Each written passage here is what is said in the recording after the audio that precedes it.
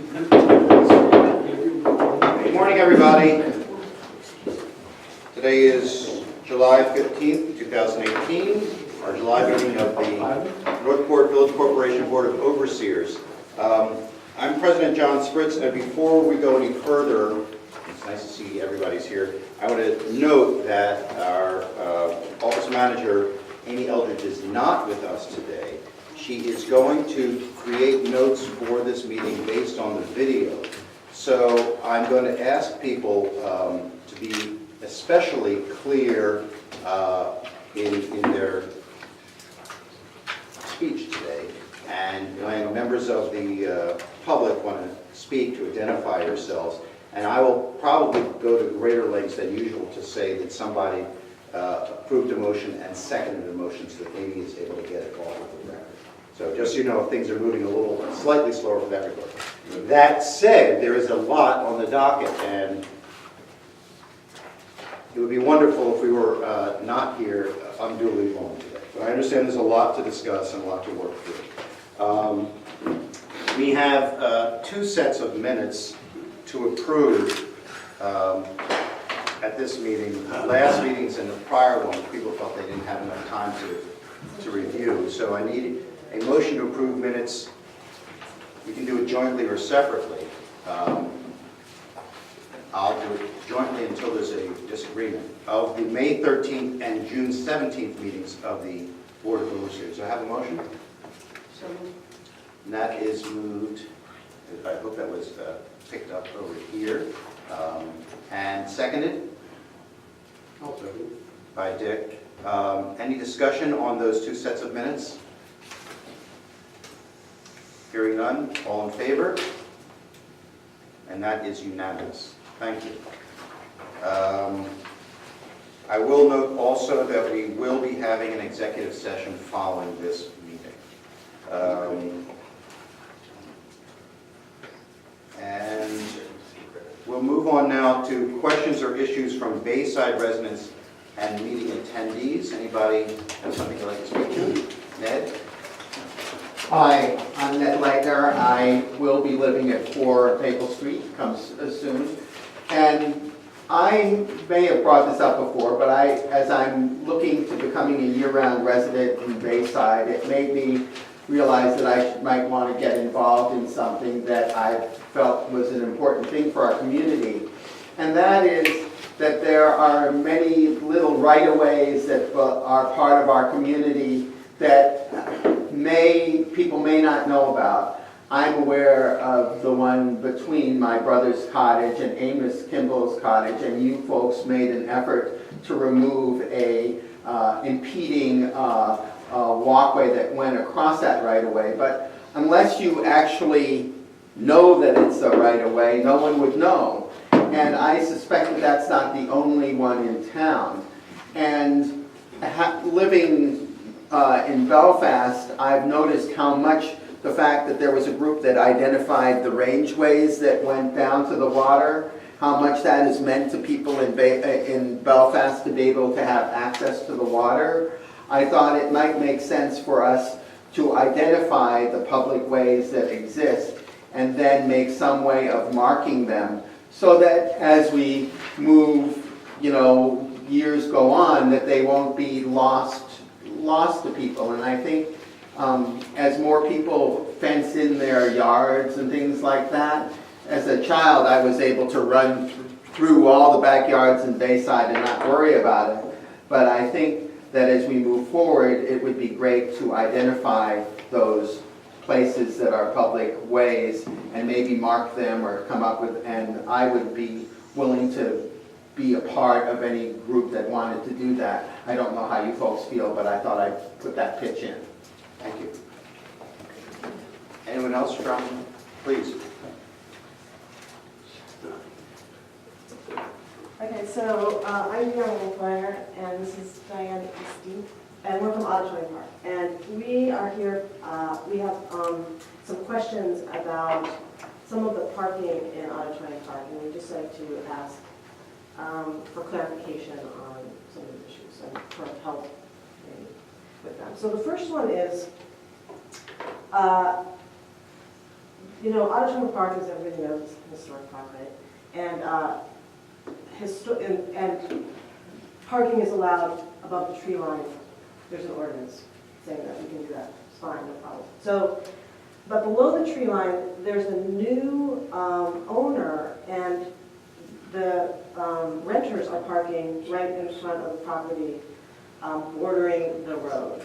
And there are a couple of issues here. One, it's below the tree line, and it may be personal property, I'm not sure, or a setback, I'm not sure.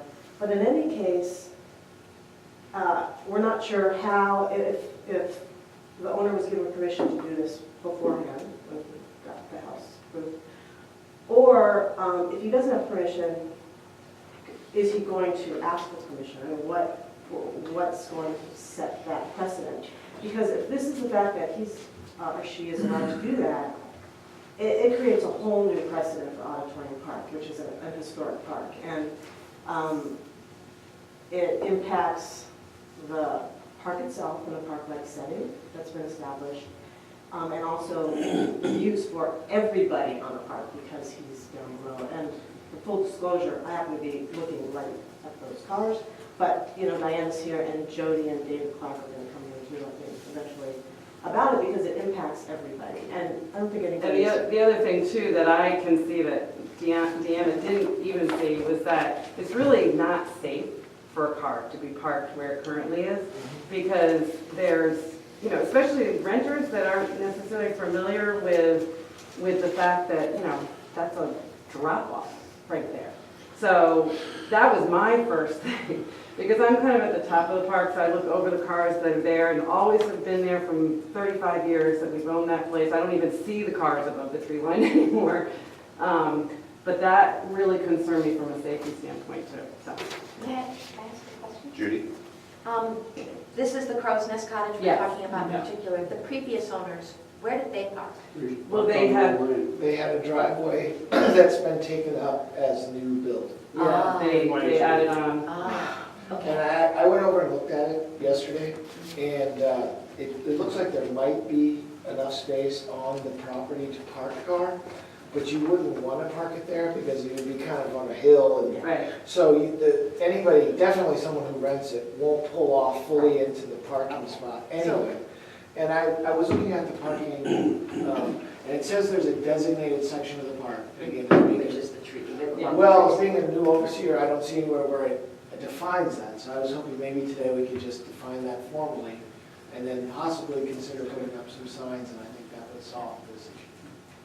I think that's great, because the second issue I want to bring up is that visitors, like day visitors and late night visitors, come down, they park right where this person kind of is parking. So the other side of the park where the benches are, and they go down the ramp and they have a good time down there, right? And in the past, our friend Jerry Dunn would go down there like with his kayak paddle and yell at them to get them to go away. But he's not here this summer, and You have a kayak. I do, but that's not a roadless park, and it's not a yes park. So anyway, just how to kind of regulate that when you don't have our own personal. This is a more systemic problem than just Auditorium Park. There are a number of places where people either expand their dwelling or modify their landscaping so they take away any off-street parking that they might have had. And they feel that the village may be obligated to provide them their parking space. There's one on the lower end of North Street that has 3 private parking spaces marked out, and they're half into the village land. There's a couple more in Beale Park that people in the cottage think it's their parking spaces. Maple Street, that's always an issue up for Maple Maple. Street. Just a second, please, Vicki. No, and I also was going to bring up the parking in Auditorium Park, but I believe it's more systemic. And my thought would be we look at each individual area at a time, the initial one because of this. But also, in my position on the tree committee, was driving around looking at trees, and it was Auditorium Park where the branch fell. I drove around there when there were 7 cars. I don't know where the tree line is, but I don't think they were parked above the tree line. And again, there are huge, beautiful trees there. I did hear once in conversation that parking on tree roots was healthy, so that's where I was coming from. And so I, again, believe it's more systemic. I think, as Mike said, a no parking designation for the immediate issue might be helpful while we ponder how to handle this, because I think it is. Wendy? So I was just going to say the same thing that Vicki was saying, that I do think we have to look at parking in general in the auditorium park because of the, the beautiful trees and the damage that's potentially being done. But also the systemic issue, and I know I've talked to other people about houses that might encroach into the right-of-way that actually changes the flow of the drainage within the village as well. And we are certainly, that big storm that we had over the 4th of July week, I mean, we have seen the damage that this can do to the community as a whole, as well as, quite frankly, the bay, when it takes a lot of dirt out and, puts it out near the swim float. So, again, I agree. I think we should try to address this immediate issue somehow, but then look at it on a more systemic basis. And then we have to enforce it. I mean, that's the other thing that we have found here in Bayside, that it's fine to have rules, but if the rules aren't enforced, then people just do what they want to. And one more question, just for clarification. Some of this where they're building out, like the guy at the end of my road, I live on Griffin and George, who put all the rocks around his property, which eliminates anybody able to pull off onto, does that come under zoning? Is that a It's zoning? the code enforcement, and they did speak with him about it, right? So it's code What's his enforcement, so we name? can't, Didn't Yeah, Bob they guys did. speak with him and they moved them? no, they didn't No. move anything. They worked around it. Which one? Malone. Oh, Malone. But I was Yes, no, they did. They moved. The town, the lawyer from the town, They spoke there. myself, they were all there, They and didn't move anything. they No. couldn't, there was some issue where I don't think they actually came to an agreement because it was gonna become a lawsuit. I was just using that as an example, a conceptual example of people building out where it eliminates this, as the parking ordinance says, this off-street parking that we do allow to accommodate the numbers of people that come in. I was just wondering if it came under a zoning thing, which could be Judy? handled. To amplify the comments, or maybe distill the points for a resolution, has anyone spoken to the new owners? Right. I spoke to On the Water, who's a rental agency right now, and mentioned that they shouldn't park below the tree line. And they didn't know that prior to yesterday. so Has we anyone, looked at that. has anyone met the new owner?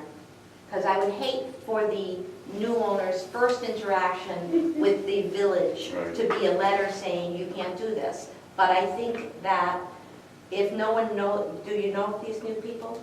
I know James Stewart, the owner, Okay, and he always comes in September. okay. He won't be here until then. Okay, so I think that the first interaction ought to be a conversation. If you could provide a phone number to someone here to talk with the owner directly, to say, we're very sorry, but that's not your land and you can't park there.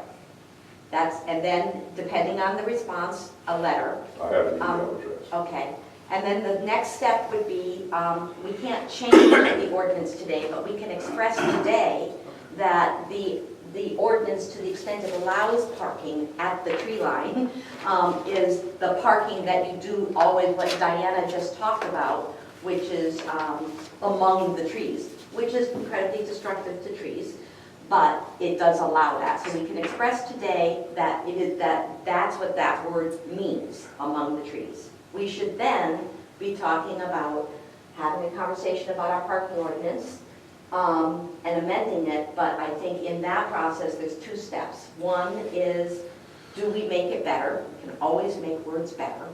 And we all know, we can name the 5 people who park on village property.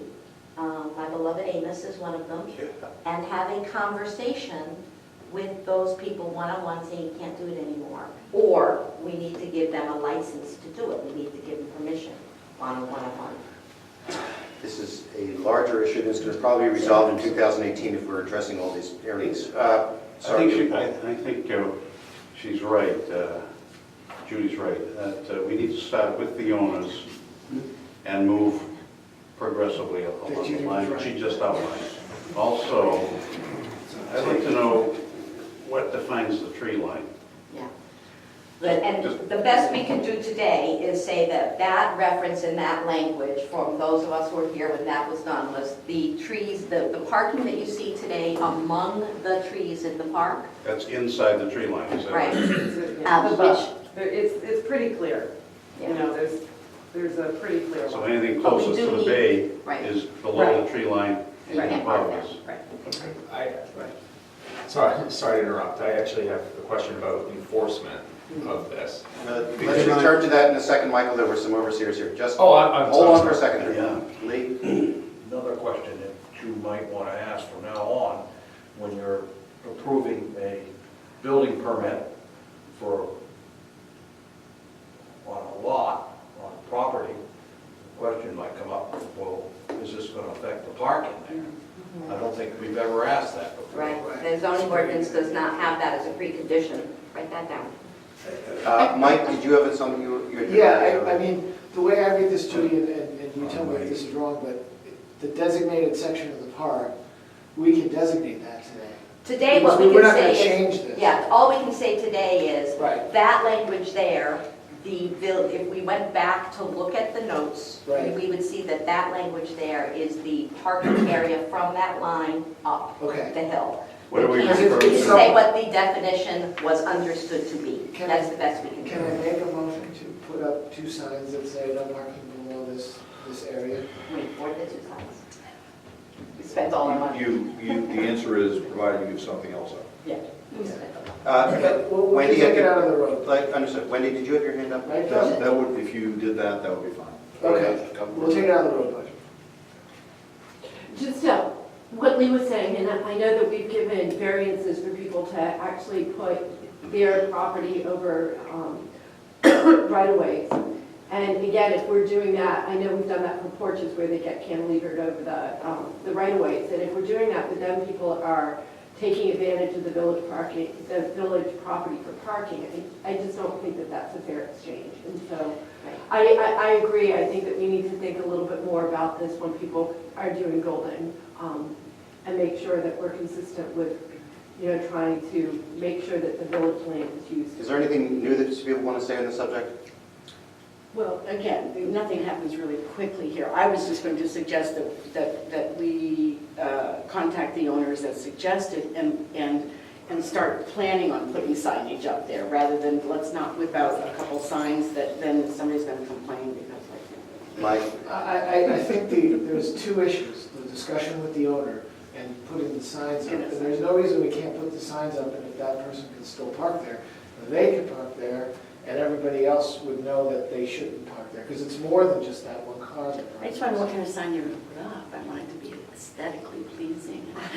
That's what I'm You talking about. could be on the sign subcommittee with me to pick it. I don't mind that I at all. suggest you get some local residents maybe to just take a look at it, To make some signs? to take a look at it, at whatever you choose. Okay. That's actually a good idea. Will you guys be on the Because you'll be subcommittee looking at the to sign. look at the sign? villagers who will. We'll start with the signage and talking to the owner and see what happens. I'd just like to know what Mike's referring to there. What do you have in front of you? This is the parking ordinance, this is the book from the office, and this is the parking ordinance, and you can read it right here. This is the statement, the gift, deed of gift from 1940, but it doesn't define in the I've got one here, deed. Mike. Okay, it doesn't define in the deed where the designation is. So we could just clarify that today, and then put the signs up to do that, and then the parking is a much bigger issue. So I'm hearing from the overseers that there's an interest in immediately addressing this situation in Auditorium Park in 2 ways. One is attempting to get in touch with the owner and notifying them of the situation. 2 is putting up some signs. And that a second issue is parking in general throughout the village and how at times individuals may encroach upon village property. That second feels to me like a much more significant and long-term issue, and one could land that under any one of several committees that exist currently to address that. I don't think we necessarily need to, at this meeting, figure that out, but it looks to me like it's a long-term discussion because there are a lot of nuanced scenarios throughout the village. We're all aware of them wherever we live. Officer Boucher, you did have earlier questions. Right, it was basically about enforcement, because I can enforce municipal ordinances, and specifically, that's one of my primary tasks, is enforcing village ordinances. You know, I can address these issues if people have them and actually speak with the people, renters or whatever, if I have a clear definition of where these issues are or problem areas are. And furthermore, in a large discussion, one of the easiest ways, I think, to resolve our parking issues is to issue a reasonable fine amount, and we can issue anything from $1 to $25. Because currently, the only fine I have available is $150 state improper parking fine. So I can go around and issue $150 tickets, which I'm actually reluctant to do. I agree. Thank you. So $5 tickets, you know, I could issue to people and say, here's a $5 ticket, where your first one's a warning, and the next one's 5, and the next one's 25, in progressive. Well, and if any amount there would have to be expressed in the ordinance to give you the authority to do it, and so that's all part of the No, absolutely. conversation. Right. That's long range, but. Okay. So, Larry, you're going to give us some contact information for the owner, and why don't you give it to me, and I'll get in touch with the owner. And the second matter is going to be the signage, and Mike, I leave that in your capable hands of the infrastructure committee and the signage subcommittee that's just been created, it sounds like. Yes, and Vicky's on it, these folks. Excellent, excellent. And you know, let's also recognize that it's July 15th, and that we're already deep into the summer when this is an issue. So if it takes you 6 weeks to get signs in there for whatever reason, then it really won't be worth it. And we could postpone this till next year and think about how we want to develop this process more. So if it's something that can't happen immediately, then I would suggest. Don't worry about it, right? Don't worry about it. I would Go ahead. I would see that when we address this parking thing, it would sort of be the governance committee and the infrastructure committee would sort of work together on Probably. this issue down the road. The tree committee may well be involved also, since it does seem to involve roots. Yeah. Thank you. Other issues, questions from the audience? Two things. One is, This is Tim Samway. yes, I'm sorry. The culvert at Kelly Cove is really jammed with a lot of wood, and I don't know whether it's a village or a town issue, but someone's gonna get in there with a chainsaw and get rid of that stuff. Bill? I have spoken with the town of Northport's road commissioner and told him that there was a big branch shoved up in there and a bunch of stuff that needs to clean out. Also, I discussed with him the smell issue that's there. So Okay. the town of Northport's road commissioner does know. Maybe at the that next it's there. selectmen's meeting, you can buzz them a little bit. Secondly, do you plan I see you have the next overseers meeting is the 19th. Do you plan a pre-meeting on the 14th? Absolutely, always. So there will be a brief 6 meeting. o'clock. It's not, this is for the public. There will be a brief meeting, as always, just before the annual meeting. If you hold down here at Okay. 6 o'clock, that's usually 10 minutes or so, where we just bring everyone up to speed in terms of how the annual meeting runs. I think pretty much everyone around the table is familiar with that, and any issues that need to be resolved on the spot. That meeting, as I say, is usually very brief. It has to be, because the annual meeting starts at 6:30. And then the following Sunday, which is the 19th, we'll discuss this later, will be the full August annual meeting, overseers meeting. Other questions or issues? Mr. Woolsey? For the sub. I'm here for Bayside Arts. First of all, I want to tell you we have our first presentation this evening, and I'm a great classical guitarist, and I hope you'll all come. We would like to ask the overseers for permission to build a storage facility for our set under the stage. There's a big area under the stage that it would fit. It would be primarily creating a set of doors which could be essentially invisible so that we can put everything on a cart and stick it under the stage in the off-season.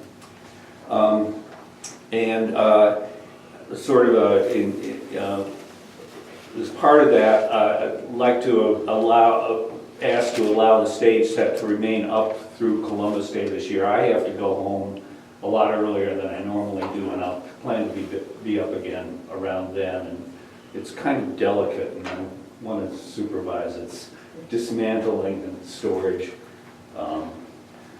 So those two things. We were given what was first an anonymous donation of $2,000 from, and then later was revealed that Nan Thorpe had done that as a matching grant for a lighting fund for stage lighting. It was matched, so we did a nice fundraiser this spring. It's not enough to do what we want to do. We are going to be applying for grants for a lighting system. And as part of that, we'll need to create supports for the lights, which are typically black pipe, it's like gas pipe. And there are several locations where we would love to do that. We can talk to the infrastructure committee about the specific places, but in our grant application, we would need a letter from the overseers stating that it's okay to put up the supports and keep them there.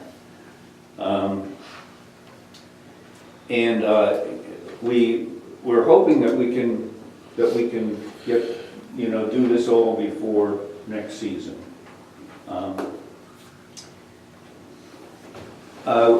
If we are successful and we are able to get the lighting system that we want, we would also request that the overseers would allow that the installation of the lights remain in place off-season, throughout, so that we don't have to take it down for a year. We can talk to the infrastructure committee and so that you have a clearer idea at your next meeting of what what this would actually look like. Mm-hmm. Can you just hang out there? Is that it, or is there more? Pardon? Is there more? A little bit more. It's my understanding that the electrical upgrade in the community hall is going to be done such that we will be able to have more power for lighting, but that it's going to be Bayside Arts.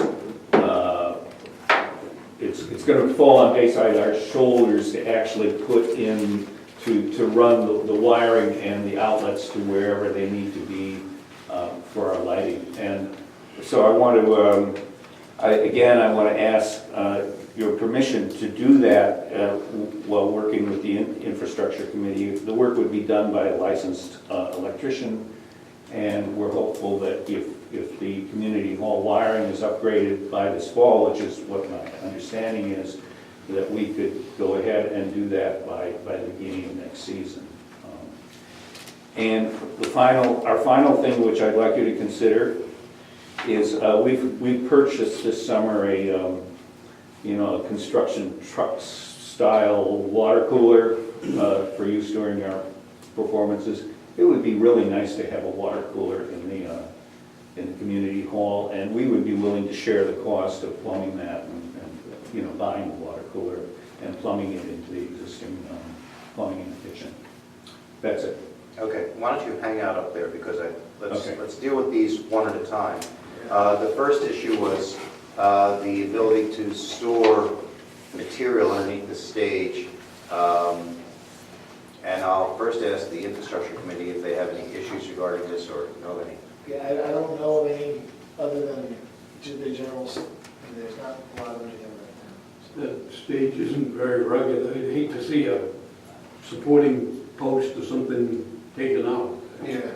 The supporting posts we need something a little bit wider than 4 feet. The supporting posts look to me to be 6 feet apart, or maybe a little bit more than that. As long as it can be done without compromising the integrity of the stage. This is true. Because you get, 2 or 3 foot pullers up there, it really. Right. Just a moment. Yeah. Just a moment, Wendy. So I think these are a number of sort of infrastructure issues, and I prefer that we don't debate it here in today's meeting, but that we defer it to the infrastructure committee. Had the infrastructure committee talked to Bayside Arts and they come back to the overseers with a recommendation? Lee, Who pays for this? that's part of the discussion, clearly. Judy? Well, I wanted to say, I agree fully with Wendy that you can't micromanage that conversation here, but I want to get three things out in terms of the aesthetics here. I would be wanting you guys to be focusing on not simply assuring that you don't undermine the strength of the stage, but rather make it better. And so I worry about the supports if you are going to store your stuff underneath there, that you should be making it stronger, or we should be making it a stronger stage. That's one. Two, I agree with you that your stage set, that you have a proprietary sense of taking good care of it, and so you should be the one to be there when it comes down, but it's not pretty. And so the idea of it being that white wall up there during the key summer events, the pancake breakfast, the party, the annual meeting, that white wall is just not nice. So I would rather it not be there.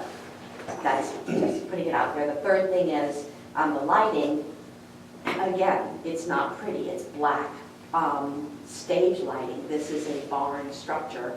I love that you want to have lighting for the very good shows you put on, but I would want lighting to be put up in a way that it comes down when it's not being used. Those are my three thoughts. Paul? I say give him what he wants. No.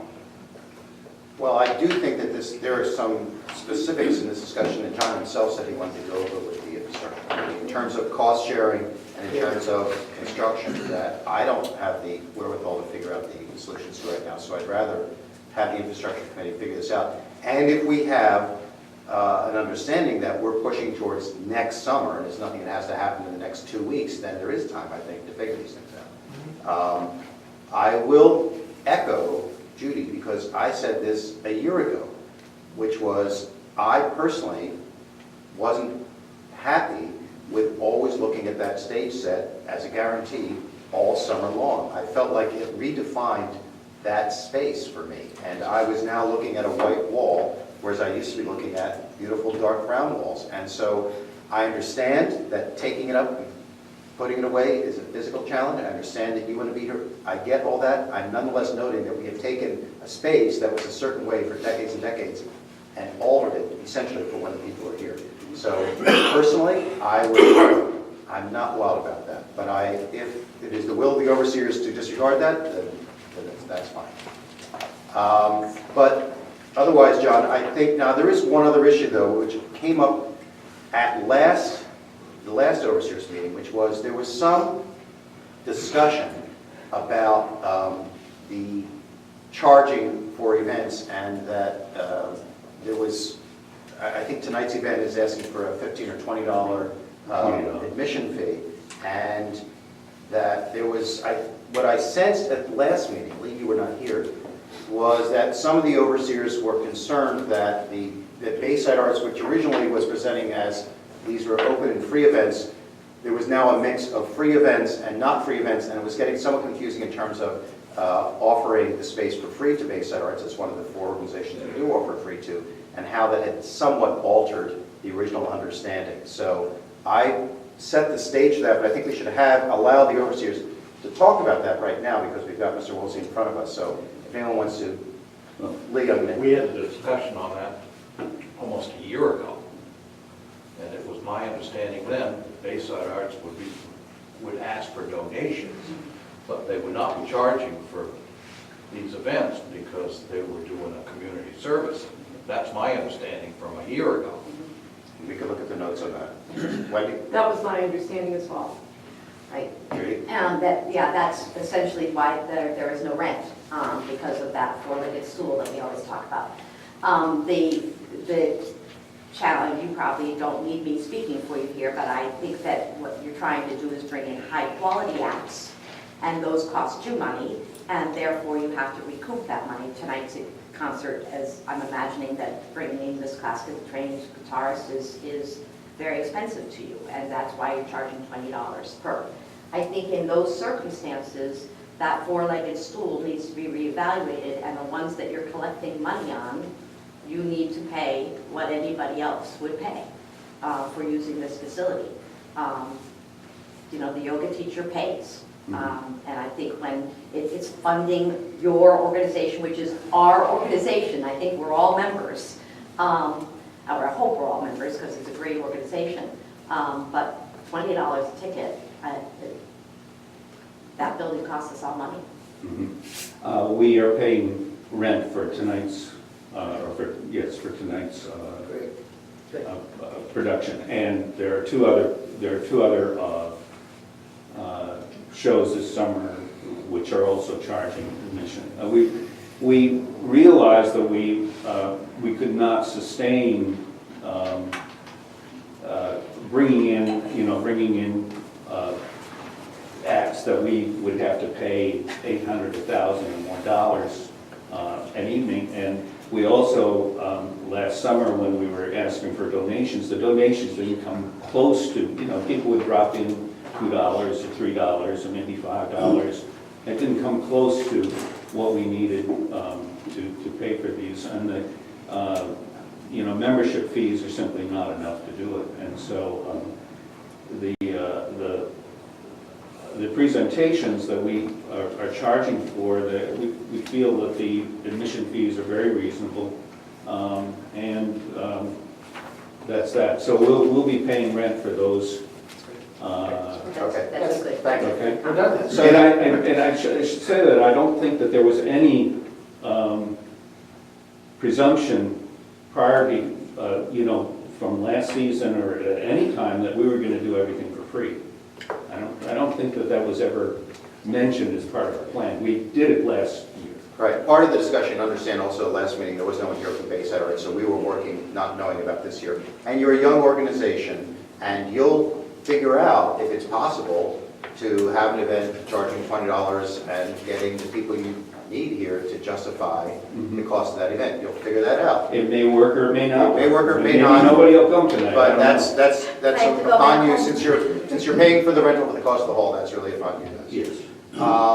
Any other issues with Bayside Arts? I just wanted to point out, you mentioned that it was the electrical going to be done by this fall, and we're actually going to start it this fall, because we're going to wait until the last use of the community halls. And Billy and I were talking to Amy about when that is. We're not going to put a time limit on that. If somebody wants to use it in October, we're going to let them use it, and then we'll start this. So I'm just saying there's plenty of time. Bill Cressy has looked at it briefly and said it looks good. We have to talk a little bit about the 240 volt versus 120, which we can do. Right. But there's still time to change what we're doing to help with that. Okay. With the cost being borne by Bayside Arts, Okay. beyond what we're already, because we're already at a limit in dollars for what we're doing already. So Okay. we're willing to do more, and I'm sure we'll get a better price to do it right now with him. And there's time to do that. So. Okay. Good. Vicki? I would just like to suggest that since Amy takes care of the reservations for the community hall, in her reports back to us, she lets us know which ones the arts group is paying for, so we don't have to have this conversation again. So if she could include that in her report from now on into the future. That's all. Great. Other issues for Bayside Arts? Thank you, Jennifer. Okay, thank you. Any other questions or issues? See. Yeah, I have one request from my wife, so I'll read her little note. Dear Bayside Village Board of Overseers, I am ready to request permission to use the community hall for 60 to 90 minutes each day for 4 weeks beginning tomorrow. My request is to have space to prepare for an upcoming karate test. She's testing for a 5th degree black belt, which is a bit difficult in the Bayside. Or else. I've had considerable pressure in that regard. And you can't do it in a cottage, it just isn't physically possible. What she'd like to do is use the hall early morning when it's not being used. She has generously offered my services to open and close the community hall for her. And she has no need to use lights in the community hall and will use it when it isn't otherwise scheduled. So what she'd like to know, is that possible, and what would the fee be? Well, when she says 60 to 90 minutes, is that starting at, is that at 4 a.m. or is that at 9 a.m. or is that at 11 I would a.m.? guess it's going to be between 6 and 7. Okay. And whatever she did is obviously only when there isn't something else committed. Right. So it's not imposing on, if the lights aren't going to be on, and it's not, we're not really foreclosing anybody else from using it, because no one else is going to use it between 6 and 7 in the morning so far, right? Well, it might be 7 to 8, but whatever it is, you're correct, it'd be no position on existing or anything else that got scheduled in the future. What is the fee for a one-time event? It's per hour, it's something like $15 an hour or something like Yes, it's $15 an hour. And she's saying every day for 4 weeks? Yeah. And I'm not sure she can pull that off, but that's the request. 7 days. I would- that's- that. 28 times. no, I'm doing 15 to 35. Can you afford it, Kaz? It's her money. That's about, just so you know, that's about $500. That's why she's asking what the fee would be. Does anyone have an appetite for making it $7.50 an hour, given that it's not time that's otherwise used, and the lights would not be used, which is one of the reasons we set that price, is the electricity consumption? I would prefer to say it's $15 an hour, but we're going to give a discount for using it many times, because I think we shouldn't change the dollar amount. Okay. The 7 days, you got one conflict on Sunday morning, the 29th. Yeah, which she says she wouldn't be using it on a time that's already scheduled in any event.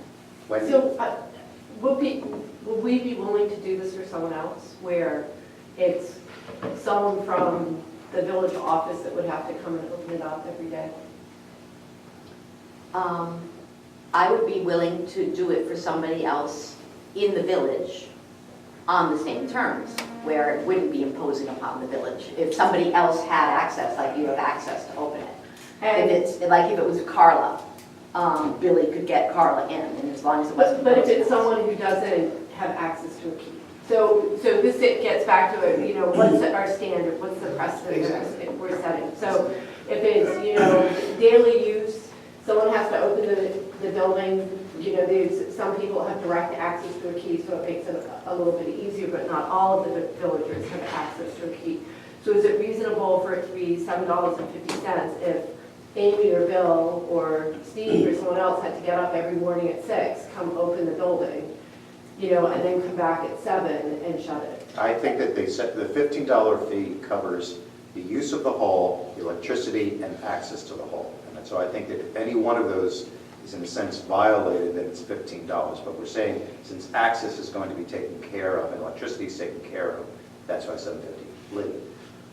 And when you start, if somebody out there asks, well, because you have some connection with the board, we can get you a little cheaper. I don't think we ought to be doing that. I like Cass, don't get me wrong, but I don't think we ought to be making special allowances for somebody who has connections on the board. Judy? I don't think I agree with you, and that's exactly the point of Wendy's point. But she's approached us with a hypothetical that we are saying would not apply. In the event that the hypothetical, those 3 variables John just mentioned, cannot be addressed, well then yeah, there's a cost to us of $15 an hour. But in essence, the variable of access, the time spent to get access, has been removed from that cost element. So if someone on Griffin Street says, I want to do my yoga all by myself, and I know the access code because I clean the community hall, those 3 variables are taken care of. It's not because it's Kaz, it's that the cost imposed on providing access has been eliminated. Vicki? I was under the impression when somebody rented the hall, we gave them their own special little code because that code can hold up to 10 numbers, and they use that during the course of their, so, access isn't even an issue. She would just have her own special code to get in there. Steve wouldn't have to get up early. Good deal. And she can use that, but, and with the caveat that, she lets somebody know ahead of time when she's going to be there since it's variable. So access isn't really an issue for somebody who's renting the hall, anybody. I understand what presidents were saying, but, I'd be letting her use it for free, so don't ask me. I would like to make a motion that we charge her $15 an hour and we cap it at $300. So that if she uses it beyond that, then there's no charge in this particular case because of the things that we talked about. And when is her test? September. I want to second that motion, or before I second it, would you consider that you cap it at 300, but also cap the amount of time she can use it? What if she wants to use it now? For 9 weeks? Well, that's what I Yeah. said, until after the test, so let's Yeah. say through September 30th or something. Yeah, that's Do fine. that? Yeah. I Okay. think that would work. I would second that motion. So the Because I feel motion like is, we've gotten all of the Yeah. money back we need to get by then at that point. Yeah. And because I she's like that. flexible with time and everything, she's working around everything else that's in there anyway. Yeah, I like that. so the motion is, as I understand it, to allow Lisa to use the hall for 60 to 90 minutes per day up through September 30th with a cap of $300 on the total amount of rental charge, with the understanding that none of the employees or officers here are personally obliged to give her access and that electricity will not be used. And Bill, you can verify she can get her own little code to the, okay, just want to make sure I got the name. Paul? Well, the daylight hours are gonna be getting shorter, so in all likelihood, she Not our might need some problem. electricity. Not our problem. The $15 an hour covers the electricity. Okay. That being everyone's understanding, that's what we're talking about here. Yeah, There because was a I lot. think you said Lisa and then Lori. Lori, I'm sorry. I did say this, didn't I? I apologize. So, any further discussion? Lee? I'll hear people talking about, well, $15 covers the electricity. What you people on this board have to remember is there's a cost involved in just having this building. And if you keep thinking it doesn't, then remember the windows, remember the roof, remember the siding. There's more to it than just electricity, and I just think people on this board ought to try to remember that. That argues perhaps for raising the rent at some point in the future. All in favor of the motion? All opposed? Abstaining? Dick is abstaining, everyone else was in favor. So you wrote those down, you understand what she understands? That's good, thank you very And much. that'll I'll be- let her work with Amy on the schedule. Exactly, thank you, and a check to Amy. Good luck to her. She'll be fine. Further questions or issues from attendees or the audience? Seeing none, we're going to close that portion of the agenda and move on to the report of the president. The annual report, there has been a draft copy of the annual report which has been submitted to Steve and me, and we've been going through it, checking for errors and typos and issues, so we return this back to Amy. She thinks we can have the annual report ready for the pancake breakfast, so it looks like we are on track for that. It's not a lock, but it looks good for that. And I want to thank all of the committee members here who submitted their reports to Amy in a timely fashion. Approve and sign employment contract for police officer, that's something I think that we'll discuss later on during the safety committee discussion. And I'll mention now what I was going to mention down at the bottom, which is just a reminder that our next meeting is going to be at the Drinkwater School, as we had it last year. Principal Martin approached me actually and said, we had a great time doing it, we'd love to have you back here. And I said to him, absolutely, with the caveat that we move it to a space where there isn't the heater or the fish tank going on in the background, and people are like, well, couldn't hear what's going on. He agreed entirely, so we'll be meeting in the auditorium over there, which presumably would be where things will be easier to hear. So that'll be on the 19th, following the annual meeting. Paul? The town had a town meeting in the auditorium, and the acoustics were very bad. The PA system is inadequate. Well, we could just meet in a classroom, which would be perfectly fine by now, without a fish tank. We'll deal with that. I'll talk with Principal Martin ahead of time. We'll figure that one out. Report of the treasurer. Well, good morning, all. So, do you have warrants, John? Do we have warrants? I did not receive any from Amy. Because I don't know where they are. We should.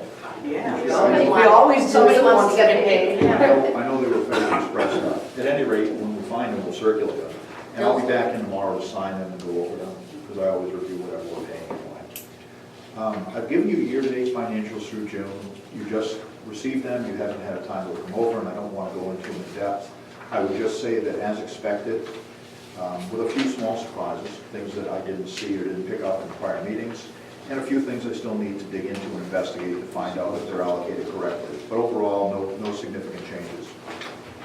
More importantly is I'd like to spend some time on the estimated variance report, which has changed fairly significantly since the last time we saw it. So, starting at the very top, you have our variance to operating budgets, and that's just those things that we do day in, day out, like winter roads and lifeguards and all those other things. And I've added, what I did is I went in and identified a number of different categories that earlier in the year it didn't make any sense to look at because there's just not enough history. But we'll be overspent in some areas that I had not seen before. Some other areas where I thought we'd be overspent have come into line. And I identified a few areas where we can expect positive variances. So net, we come down to about $12,000 overspent in that segment of the budget. That in and of itself is not a problem. That's why we have contingency funds and all the other things we do to make the place go.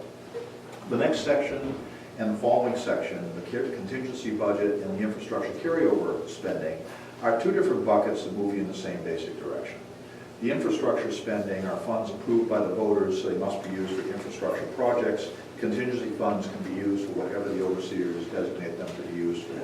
So I may have some things commingled in here where they don't belong, but it gets you to the same place. And if I move, for example, the Bayview Park fence from contingency to infrastructure, that frees up money in contingency.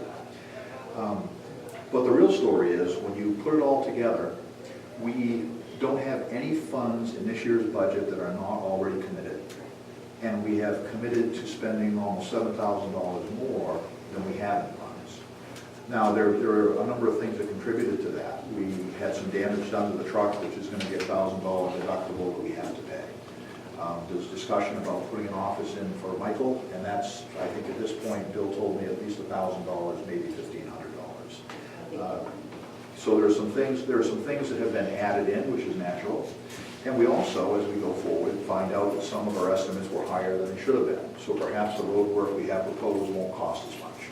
So it's not a cause for alarm, but it's a cause to be aware of the fact that we do not really have anything more that we can spend. So if you ask if we can go put up some signs, the answer is really no, not without taking something else out, but within the context of the road budget, sure.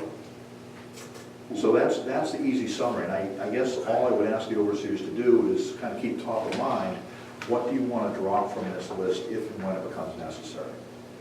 As any given project moves forward, this gets refined. If we happen to find out that the road work comes down by $2,000 or $3,000, that's a pretty significant change. But what we can't do is spend what we have on this piece of paper today. And if things go a little bit sideways in the operating budget, so we end up spending more money for perfectly justifiable reasons, this isn't a problem, that's money we have now spent and have to take from some other project to make our budget. So any questions on that or significant concerns? I have a question. The seawall consulting, which is the second line under infrastructure carryover at 15,000, is that a hard number that we are committed to? We have, the firm has, Mike? We received their invoice. The invoice was for $16,700, something to that effect. They credited us back with $1,700 so that it came to the $15,000. We've approved that, and we're going to have a special check cut for that to be paid. Thank you. The answer is yes. Well, and I also want to offer a hearty thanks for that whole piece. Because these projects sometimes take on a set of budget that made some sense and to get the work done and actually coming in on that budget is really a nice accomplishment. Yeah, and they are worth their money. They're good people. They did a good job I think so far. Yeah, I mean, so far, they steered us to one that I don't think we would have ended up with if we hadn't done it this way. Other questions from the overseers? Okay, so there are a few things that I do need. One is we have electrical estimates that are a whopping $170 more than originally approved. So I think someone should move to authorize the additional $170. And those are the estimates that we all saw this week by email? Yes. Okay, I move that the estimate that we received from the proposed electrician. Mac Electric. Be approved in the amount proposed. Second on that? I second it. Mike seconds. All in favor? Any discussion?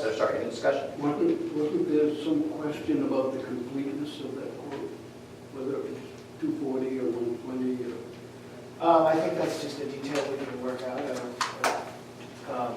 I believe it was supposed to be 240, but Bill Cressy wrote back and asked if it was going to be 120 in that panel. But I think when we talked about it, it was supposed to be a 240 toggle switch for them. And then there's plenty of 120 in other places. They were needed in this panel. Right, Billy? Right. Yeah. Well, if you bring in 240, you've got 120 automatic. Right, but if you step it down and so on. But I think the point was but the point was they wanted it at 240 there, was what we thought. But again, that's something to work out with John and their official lights. And I don't think that affects this, because I think that's what we're going to offer to them. And then they can step it down and do other things with it. Okay? Paul? Have we attempted to negotiate with MAC that $170? We have not attempted to negotiate. We are having trouble finding an electrician at this point. And I think I would actually like to amend the motion to add that we pay him $2,000 down so that we get in his schedule to get moving. If there's a second. Well, is there a second? What percentage of the total bid was that? That will be 25%. 25%. That's Is there a second on the amendment? yeah, well. I have discussion. Well, We haven't had there's an amendment being So proposed. what he's asking is that the moving party, would they accept an amendment? I will accept that amendment. Okay. You were the seconding party, right? So now we can have discussion. Now, discussion on the amendment to pay 25 down, which is $2,000. To get on We your schedule. haven't finished the first discussion. First, we that's have right. the amendment, first have to That's decide on the the way it amendment, and then the original one. I'm not in favor of paying somebody in advance for work that hasn't been done yet. Has he asked for it? No, they have not asked for it. But we also have had trouble scheduling. It's difficult. I'd like to add something. Paul, MAC wasn't even given a bid sheet.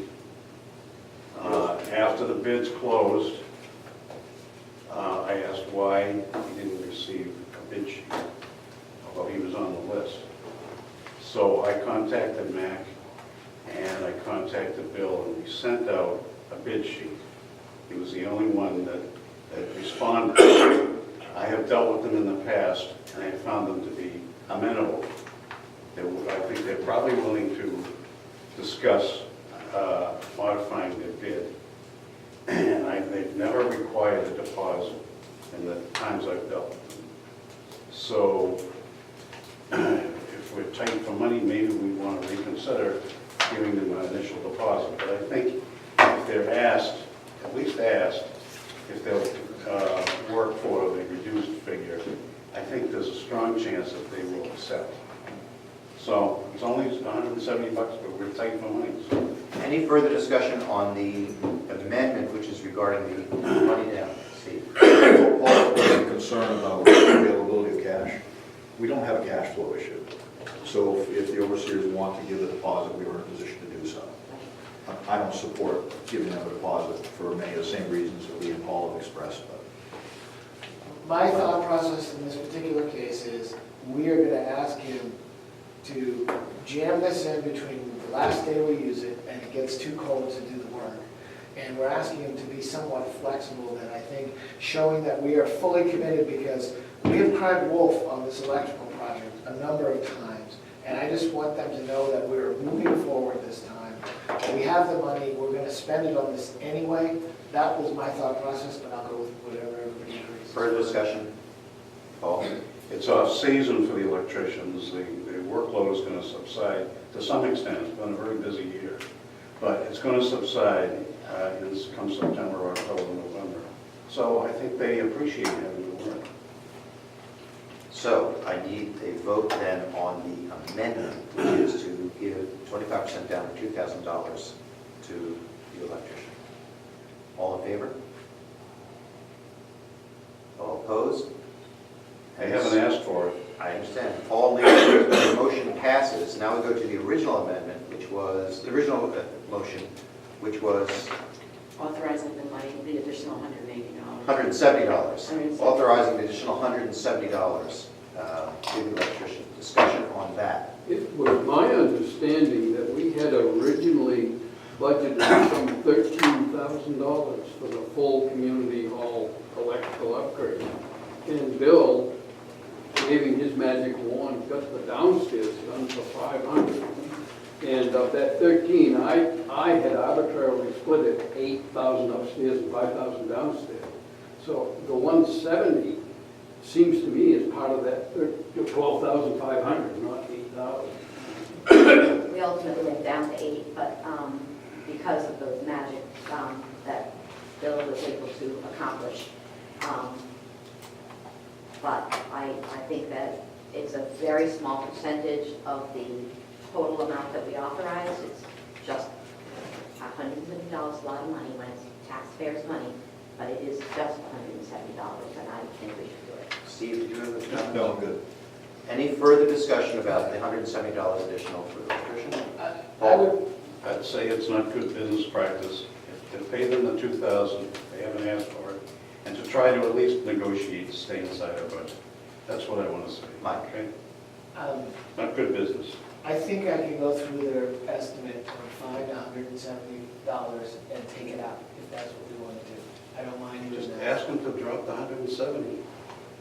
See if he'll do it. I think he I don't will. usually negotiate like that. Well, I do. I'm a We're business not person. professionals. If you want to hire professionals, you pay the amount that they have gone through the time of demonstrating that it is an itemized bill, that is fair for them. Well, there is a fudge factor in any There is. contractor's budget. Folks, we're getting away from the issue here.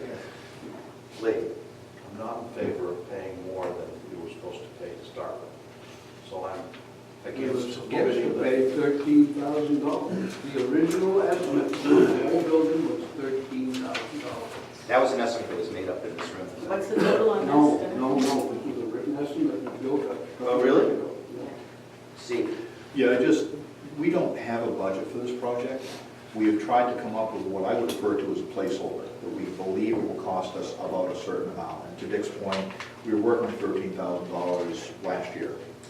And I would not feel constrained by the $8,000 placeholder we had out there. We finally have what are real numbers. And that's more important to me than a placeholder that was arbitrary. Because if this bid had come in at $2,000 more, we would have a choice of either accepting it, scaling the project back, finding funds somewhere else. Further discussion? All in favor, oh, sorry, thank you. No, All in favor of the additional $170 electrical contractor? Okay. Dick, yes? 1, 2, 3, 4 in favor. Opposed? 2 opposed, and abstaining is Mike Lannon. So the issue passes. I will say, Mike, that it seems that if on one hand we are saying, here's $2,000 as a deposit, that finding that $170 should be very easy. That's right. That's what I'm saying. So we will try to do I that. think- So we've authorized it, but we're going to try to hold it to the 8K. Right. Okay? Got it. Not the way it's done. That's, I understand. They don't Mike's ask going to for- work. Mike's going to work to try to find that money. it's the It way doesn't we're ask going for a deposit, you don't pay it. It's the way we're going to do it. Further issues regarding this budget? Just a question. So the 2,000 is approved, Yes. and I will need some document to release a check. send an email. And is August acceptable? Or do you want to do that sooner? August is acceptable because it's not going to happen until the fall. So he'll need a W-9 too at that point. Yes, and by then we will have, the goal is to get them the date too. Because, we want to say this is when we wanted to start this. I think you could notify him and let him know that in August, check will be coming, but that he should be happy to know that the overseers have released 25%. I think that any contractor would be happy to hear that. Further issues? Steve, I know you had a question you had put forth about the seawall discussion and you had sent around about what issues having to be resolved in terms of the seawall. Yeah, well, that's for the Later on. treasurer's meeting. But That's fine. continuing with the treasurer's report, Please. So workers' compensation. You may remember that our premium originally increased by more than $5,000 for a whole host of reasons. We have made corrections, our contribution for this year has been recalculated and reduces that premium by $3,251, which is good news. That said, we still saw an increase of $2,300 in general government alone. So for painting and window restoration, none of that is charged to utilities. But that's a hard cost, and part of the reason you see some changes in that variance to budget report. So what the overseers need to consider going forward is that we have taken a position that we are going to get the people we need to do the work. Some of them are going to say, I'm sorry, I'm not going to go after a predetermination from the independent contractor. I don't care to work compensation insurance, and that's fine to a point, particularly with small projects. But with the larger things, I think we need to think long and hard about making sure people do have that. Now, most notably on my list would be Barb's Lawn Care. So Basil with Lawns R Us and Barb's Lawn Care tend to alternate our park contract, which is a little bit over 10 grand. And Basil now has workers' compensation insurance. We're 100% good. That's a good way to go. The last time Barb had it, all she had was a predetermination of independent contractor. And I am not of the opinion that that document is acceptable for that volume of contract. It's really intended for a single individual. So just, yep, just for something you think about. And we have also received an anonymous donation of $500 for the cruiser purchase. So the cruiser cost goes from $1,500 down to $1,000. And if we get rid of the old cruiser and get some money back, then it could be a net zero expense to the business. Lee? Why do we need a new cruiser? That cruiser probably doesn't get more than 50, 100 miles a year on it. It sits all winter. This was a discussion at last month's meeting, and the determination was that we could pick up a essentially new cruiser for not much and take a 10-year-old cruiser we have currently, and turn it into cash. And that we would be making, we might come out ahead actually. There was an advantage to us. And the overseers are quite specific about this. Good with that? And then the last piece is that at some point, I could use a motion to approve the office construction. That has been done, right? No, I was going to discuss that under the safety committee. Either way, If just that's fine. until such time. Until then. Yeah. Thank you. Great, that's all I Anything have, else? thank you. You said, just let people know, Steve said he may have, or will have to be leaving early. I don't know when that is, but. Depends how long we go, probably 10:30. So, It'll be done long before that. Wishful thinking. hopefully 2 quick questions. So your variances, that doesn't include safety budget. So there are no variances yet for this? Well, safety it's budget. hard to tell. Your variances right now are positive, But that's because we're only partway through this one. and because we somewhat arbitrarily allocate the money. I mean, I think the job you did looking at what was going to occur is going to bring us in very close.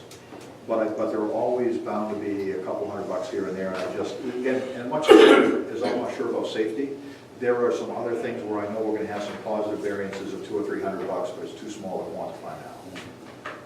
So I think that's just something you and I should talk about offline, just to see what our projection is for the end of the summer, because I do believe that we may end up being over budget for some of it, because of some of the increased costs.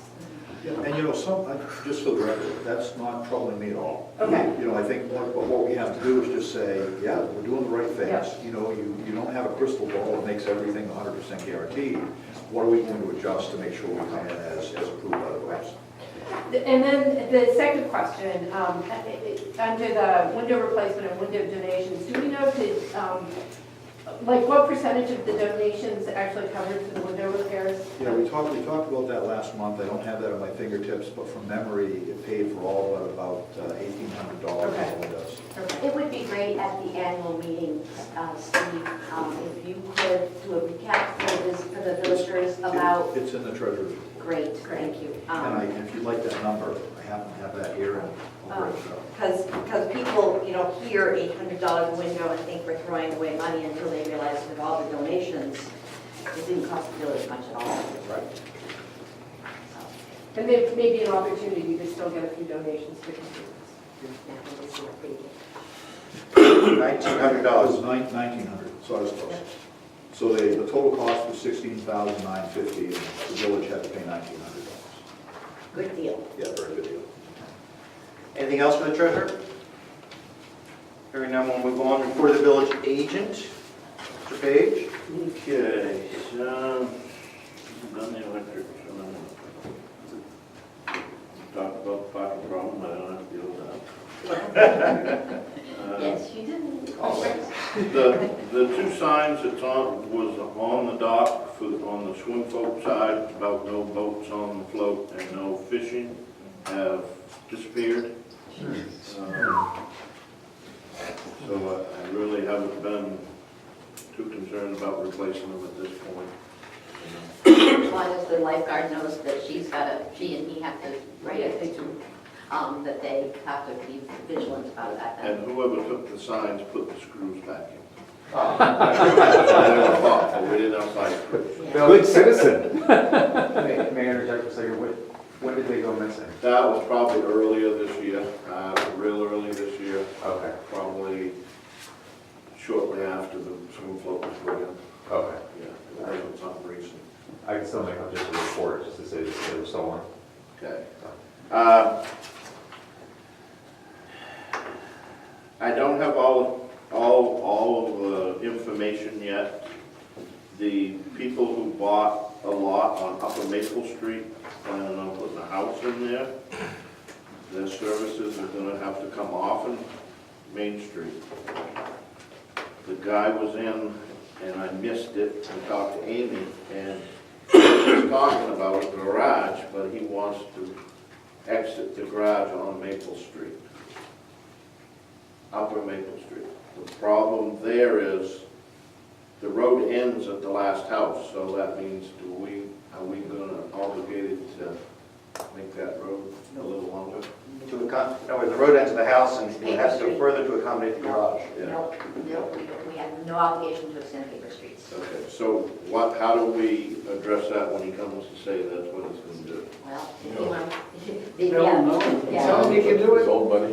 Can we tell him he can do it? well, no, then that creates a road and a bunch of trees. He should bring this up with the overseers. If he's concerned, he can come to a meeting and address it here. You can look at the paper streets act before he comes, so you don't have to spend time talking to Let me him. understand, that's another part of Councilor Marion, he wants to build a house in Yes. that place, and so he wants to build a house there and take part of our paper road for his garage so he can, No. Opposite side of the street. He's gonna be on the, He wants to be able to exit his property onto the paper road. and he's on Main Street, right? He's that lot on Main Street where Yeah, it says Main welcome Street, to Main Dan and whoever, Yeah, and yeah. we're gonna build a house, he wants to go in the back. I think what he's planning on is the solar, and he's gonna drive in the solar, Good, just because of the way the banking flows. goes way down. I believe that's what it is. so, Tim, driveway access is one of the things we've been talking about for the zone.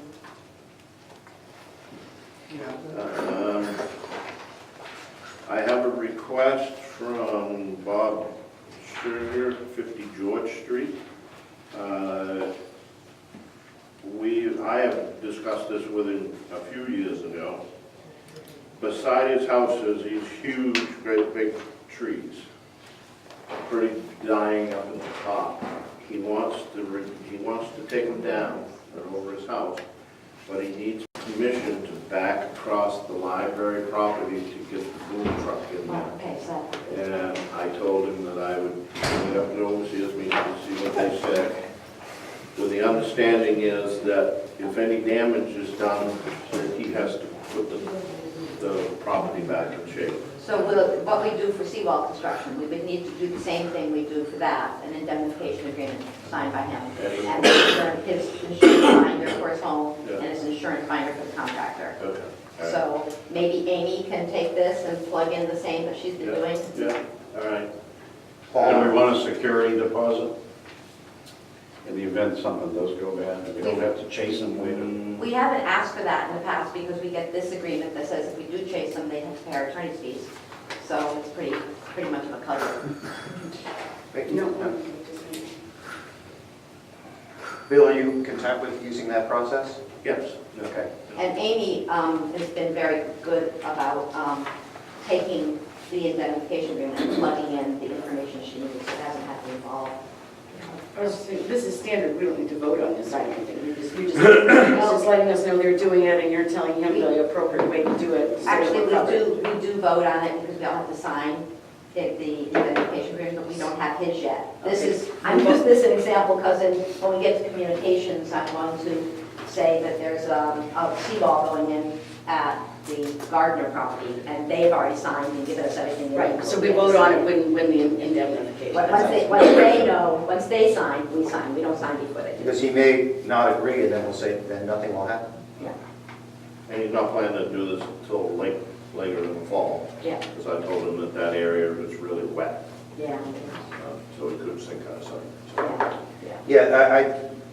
My only concern would be that if a large vehicle is coming across that grass on the backside of the library, that I can see a giant truck coming in and leaving there. Technically, nothing has been hurt, but the grass has been chewed up and No, disturbance of soils is exactly what this stuff reseeding is. that and all that. Right, So, yeah, they're gonna have to put it back to the way it is. Yeah. okay. If I had a good camera, I'd take a pre-picture and an after picture. I'll do it this afternoon. Anything else, Bill? I think that was it, because most all the other stuff that I had here was taken up by the different committees. You want to do this indemnification So agreement now we as could- part of your Yeah, we could do that. I can't say the word. indemnification? So Billy presented this, Patricia and Wilbur Gardner, they're here on 758 Shore Road, they're having their seawall rebuilt. And so, of course, the equipment has to come over and park down on the beach. The beach is ours. So they have already signed. They provided their insurance, and I move that the indemnification agreement presented to us by the Gardner family be accepted by the villagers, by the overseers. Second? Second by Lee. Any discussion? Yeah, where is this located? 758 Shore Road. Where is that? I believe it's the property just to the north of Moreno Keats. Yes. Oh, okay. Any further discussion? All in favor? Unanimous? So that's circulating now. So we'll move on. Thank you, Bill. Report of the office manager, that's Amy. Amy, as indicated, is not here today. She did leave excuse me, a community hall reservation request for a new kind of yoga / body class that's being requested. Jennifer Samway is requesting a gyrokinesis class reservation. And that's going to be on Tuesdays from 9:30 a.m. to 10:30 a.m. from July 17th to August 28th. That's a total of 7 Tuesdays. The total there by $15 being $105. And the classes cost $10 each. Jennifer's running these classes, and if you want to read the paragraph here, you may, but I'm not going to embarrass us all by doing that. So that's a request for Tuesday mornings, essentially mid-morning, for 7 Tuesdays. And my understanding is that we only have to act to approve these if we're seeking to waive the fee, because as long as, is that right? That's last we had this discussion, but it's nice to know who's Right. using it, and But we don't need a motion. as long as there's no questions, you don't need to. so are there any questions of the overseers then? I'm acting on Amy's behalf. Okay, here again, we'll assume that that's a yes. I'll tell her that. And I have nothing else from Amy, which moves us to the committee reports, starting with Judy Metcalf and Communications. Just again, a general shout out of thanks to Danny. We use him rigorously to get our news out, and he's doing great. And another aspect of communications is that I have here sitting in front of me a, should be called village quitclaim deed, but the town has presented to us a quitclaim deed to sign to Steve and Barbara Orocho. This is because their, the automatic foreclosure for non-payment taxes has ripened, matured, so the town and the village own their property. I imagine the Orochos now have it under agreement. They found that there's a title defect. So I move that we execute the village quitclaim deed from the village to the Orochos. We obviously don't do that until they've paid, and they've paid the taxes, which is why they're presenting this now. There were 2 liens that both matured, 2015 and 2016. Finance, Judy. No, we need Yeah. to, that was a motion. Oh, I'm sorry, I was out of the room, I Yeah, apologize. second. Second by Wendy. Any discussion? Hearing none, all in favor? And that's unanimous. Sorry, that is unanimous. So,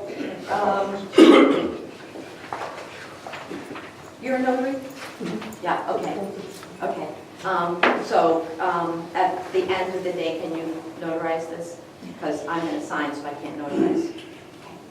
And we all have to sign, and just witness the person next to you. Okay. Thank you. Oh, so you want finance? Okay, sign first. Claire? You need a seal. No, just have to put your commission. Okay. I'll wait till you sign. So, moving on, Judy. Finance, nothing Finance to Committee, report. nothing to report. Governance Committee? I know you have something to report there. Yeah, the Governance Committee has been meeting on a every other week basis.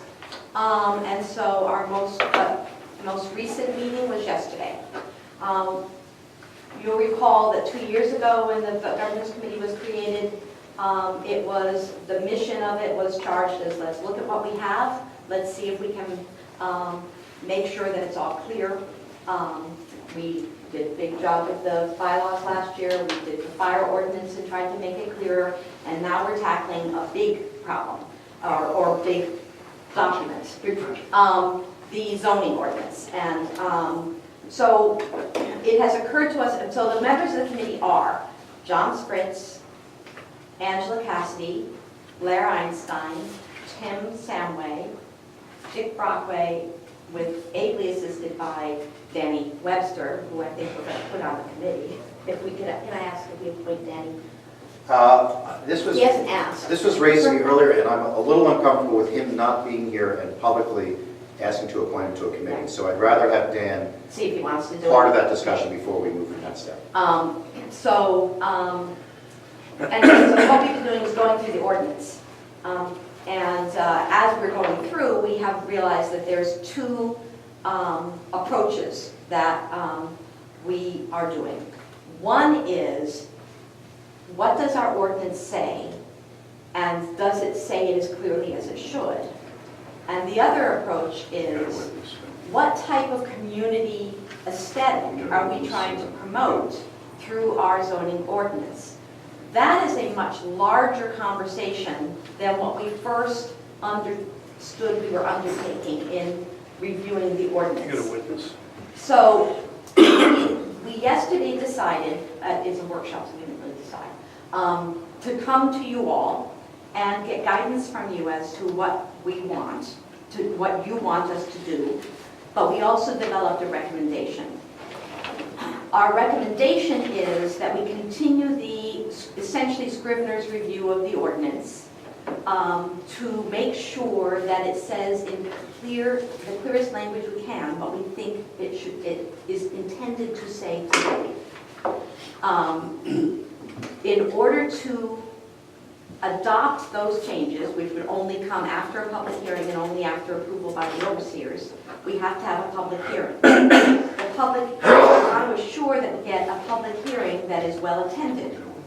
We also don't want the larger discussion of the aesthetics and what community do we want to slow down the need to clarify the existing ordinance. So we developed essentially a two-stage process. By the next meeting that we have, we're going to meet again in 2 more weeks, we should have cleaned up the draft because we've gone through line by line, to present to you all. We would then schedule a public meeting, and that has to be done with 13 days notice and published twice in the paper, so I'm screwing up Steve's budget again. And that we were anticipating having that meeting, the public hearing, on the cleaned up version of the ordinance, Labor Day weekend. We would take the public comments in the same way we did at the public hearing on the fire ordinance. We would adopt recommendations from the community developed at that time, or not, depending on what the community has to say.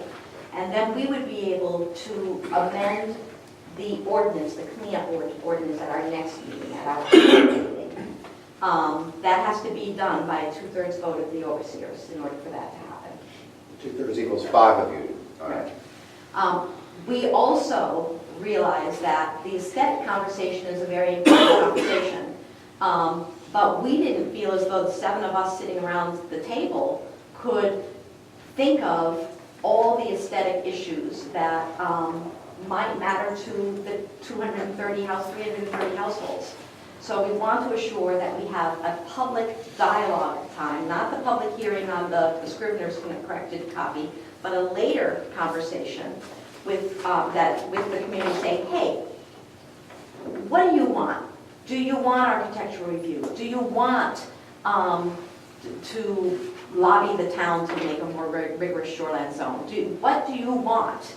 And then with that charge, we anticipate in the annual meeting, depending on what the community says, at the annual meeting 2019 or 20, having a zoning ordinance that might or might not be a lot more rigorous than the one we have today. So what we're looking for from you is that a plan that would work for you all? It's a small bite plan for accomplishing the corrections we have identified we need after we go through it with you, with a public hearing Labor Day weekend, and the overseers presumably acting on the recommendations after the public gets their input on the small bite view, and then looking, depending who the overseers are next year, the governance committee continuing with that aesthetic, I keep saying aesthetic, a larger view of what do you want your village to look like, with a lot more community input at that point. So starting with the conversation at the ground floor. Stop talking now. So just, people understand again, the overseers would see a red line version of the existing zoning ordinance at the August overseers meeting, be able to comment on that and make changes such that at the public meeting 2 weeks after, on Labor Day weekend, those overseers' comments would be a part, there would be a final version essentially of our red line version. Public would be commenting on that at that meeting, incorporate those comments so that the October meeting, we would be able to sign off then on a new ordinance, at least in terms of language, and then move forward into this potentially multi-year process. We don't know how long to address the bigger issues, as Judy sees it. Paul. Where are you on architectural review? That's exactly the example that we realized that was beyond what we saw the charge from the overseers. The charge of the overseers was read your ordinance. What does it say? Does it say that clearly? Because of comments received from you and others about, well, what do we want? We realized that we may have been treading into a conversation that, one, wasn't our charge, and two, needed a lot more public conversation before we go there. We can't say architectural review is yes or no until we know what everyone wants. And it may be that 50-50 that gets split, but we felt as though, one, you guys hadn't told us to do that. Two, the community certainly hadn't told us to do that. We want to find, and they hadn't told us not to do that. They hadn't told us anything. So we want to know what the community wants. If the community wants things like that, then we can then start working on getting the language. That's a year down. We didn't want to push all of this out to next year because of those important questions like architectural review, because that causes the things we know need to be fixed would be delayed, and we need to fix the things we know need to be fixed. Can you remind me how the community is going to give you feedback? Yes. On the larger question, we would schedule a community talking session, a visioning meeting. Hey guys, we are looking at our zoning ordinance. If you were planning Bayside today, what would you like it to look like? This will be at the annual meeting? No, this would be after the annual meeting and after the October meeting. This is good. This may happen online as well as, I think it would be happening in several ways, okay? And it would probably be happening 18 to 19. I could see it being quite similar to the seawall discussion. Exactly. Maybe hiring in an outside outfit to come in and are experienced in that field. Mike? That was what I was. Yeah, I think that the seawall conversation has been provided a great model for collecting people's ideas, and that's what we want to do. Your schedule sounded a little accelerated, though. Sounds like we can't really get the feedback that you're looking for until sometime late this year, early next year, or... Right, that's why we're talking about it now as 2 steps. We realized as we were going through that the Scrivener's review is the bite we can take this year. The larger review is a bite we can't take this year. And we didn't want to delay the Scrivener's review in favor of that larger conversation. So we're looking for the overseers today for an endorsement of this idea of fixing the ordinance in terms of its clarity. That's what we can accomplish this year. Also, the governance committee can take charge of the development of the public hearing conversations, the public meetings. What do you all want Bayside to be? That's going to be dealt with later. The 2 steps. Yeah. Mike? I like that idea, Judy, because it's way too much to handle, and we have such a condensed summer to get it done. I like that.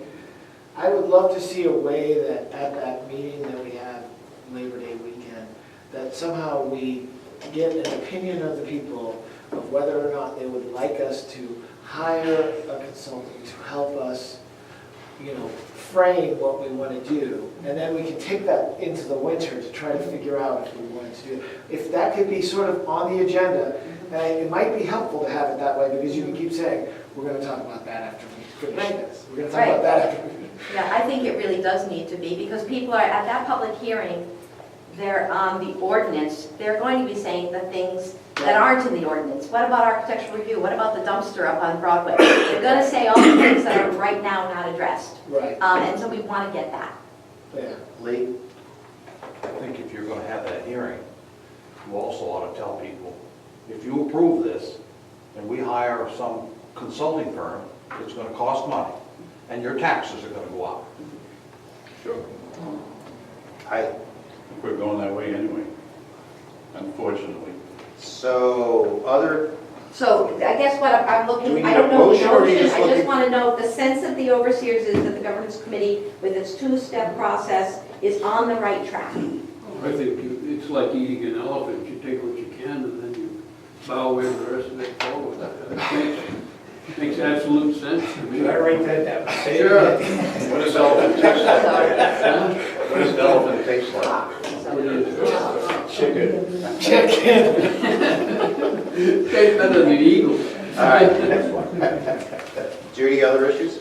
That's, I think, More than enough? yeah. And so the governance committee will be meeting a workshop again in 2 weeks from Saturday Yes. to go through the final red lines at 3:30.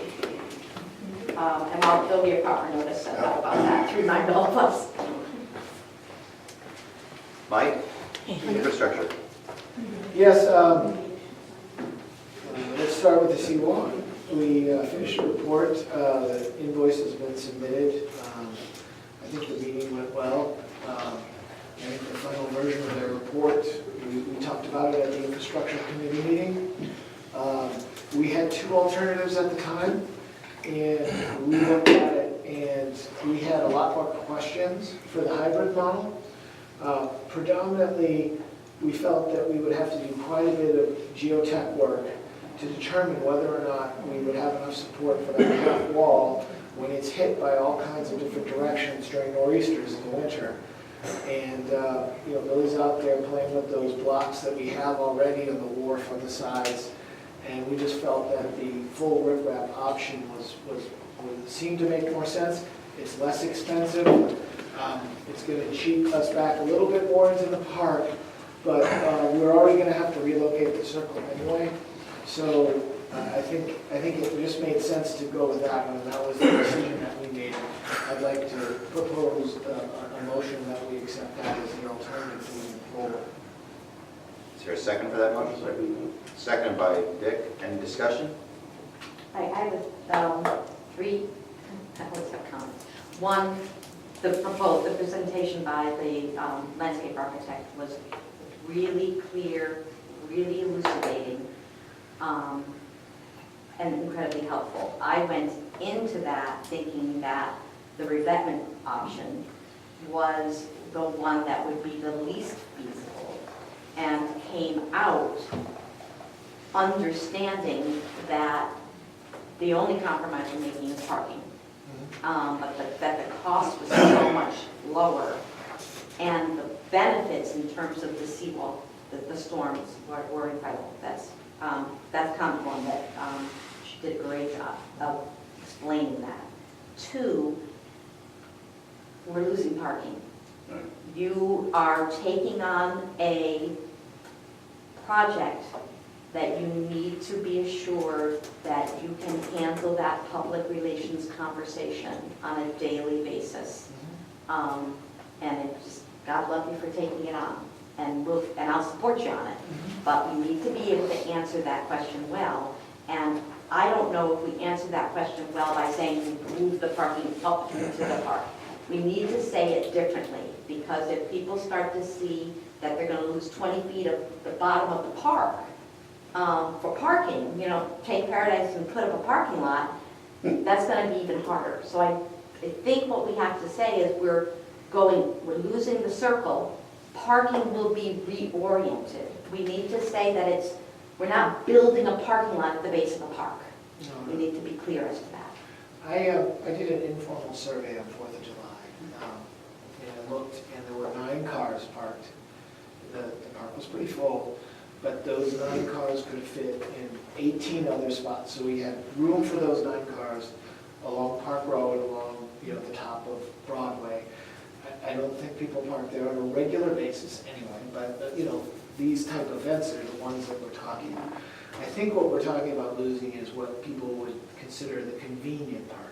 That's what it comes down to, is we don't need the spots. It's not about total spots. It's about, I like to park as close to the wharf and my dinghy as possible, is what we're losing. And I don't see that really as an issue if we can open that waterfront up to the public again as a place to sit and so on. But that, again, is another discussion for the design. This discussion right now is about the fact that it's feasible, it's the least costly alternative, and we should move forward with that and focus all of the design money just on this one alternative, as opposed to the 2 hybrids that we came out of the meeting with. All right. You said you had 3 things to Yeah, get and through. I think I compressed too. I was thinking that. Paul? I'd like to say I'm on the committee. I'm not solid on this alternative, but I think that the least intrusive, disruptive, and cost-wise for the village would be to replace what we have with a similar type of retaining wall. So I just want to get that on the table, and I'm just not sold on this alternative. Mike, will there be a presentation by you or someone else at the annual meeting to the voters regarding the choice that we're recommending, and there'll be a vote on the floor, and you'll be the one making that presentation? Yes. Okay. Will there be a vote on the floor? There's no vote on the floor. There's no vote this year? No, we're voting. No, this is the people, this body is the people who make this decision. Right. No, I know, Public but we, in terms of funding, Steve?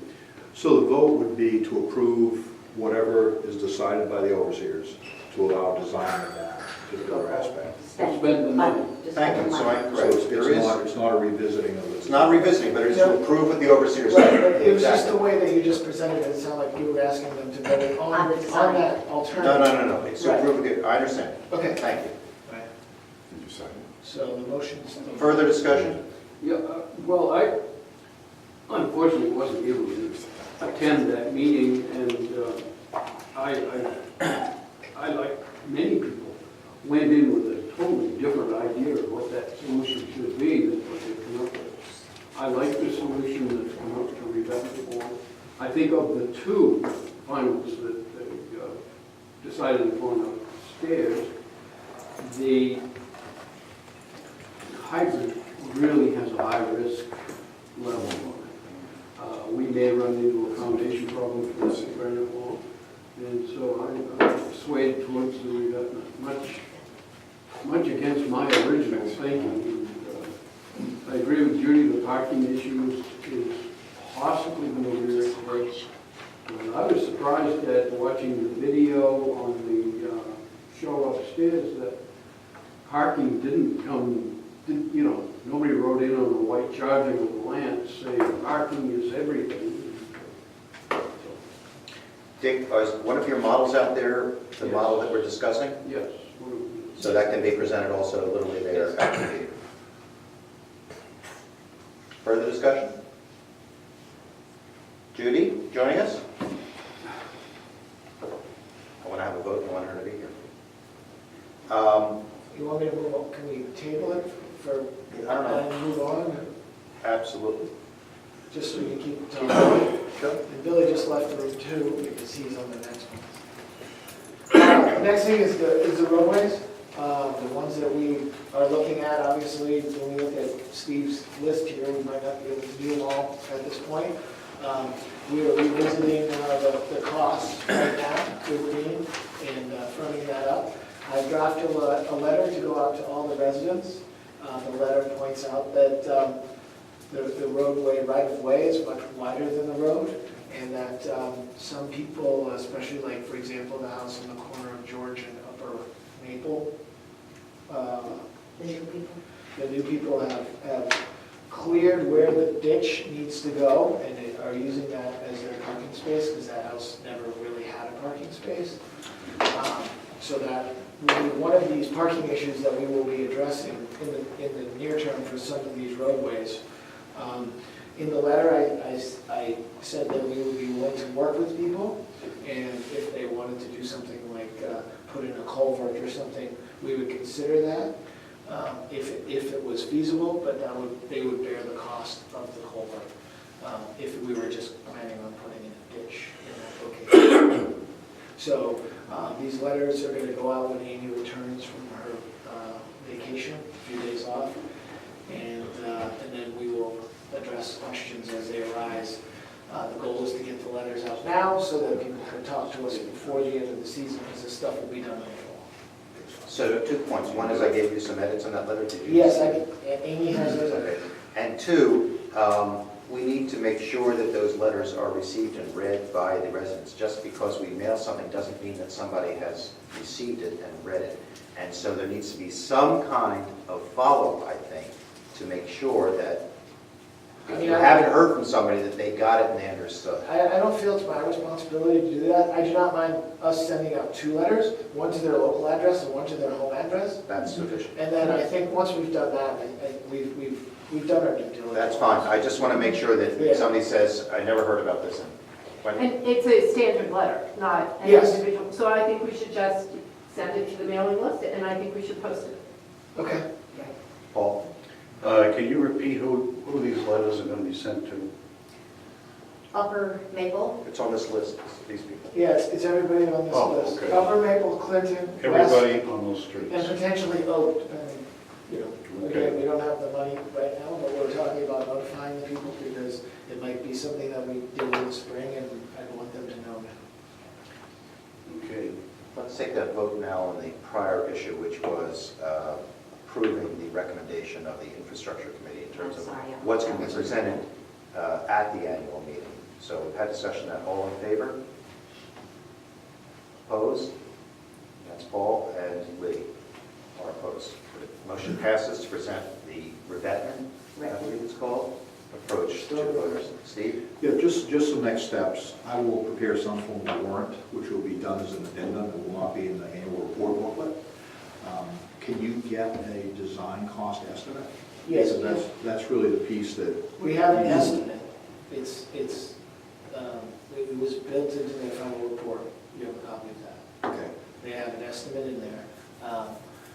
We don't have a firm estimate in the sense of actually starting the work, because when's the start date on this? that's the estimate for construction. Now, I think you were talking about the estimate for design. Yes. Right. The estimate to, how much is it going to cost to design the wall? is what Yes, you're looking it's for. in here. Okay. It was in the version that's up there is the Yeah. previous version of when they did their stage 2 or second Okay. phase. They did, and it's,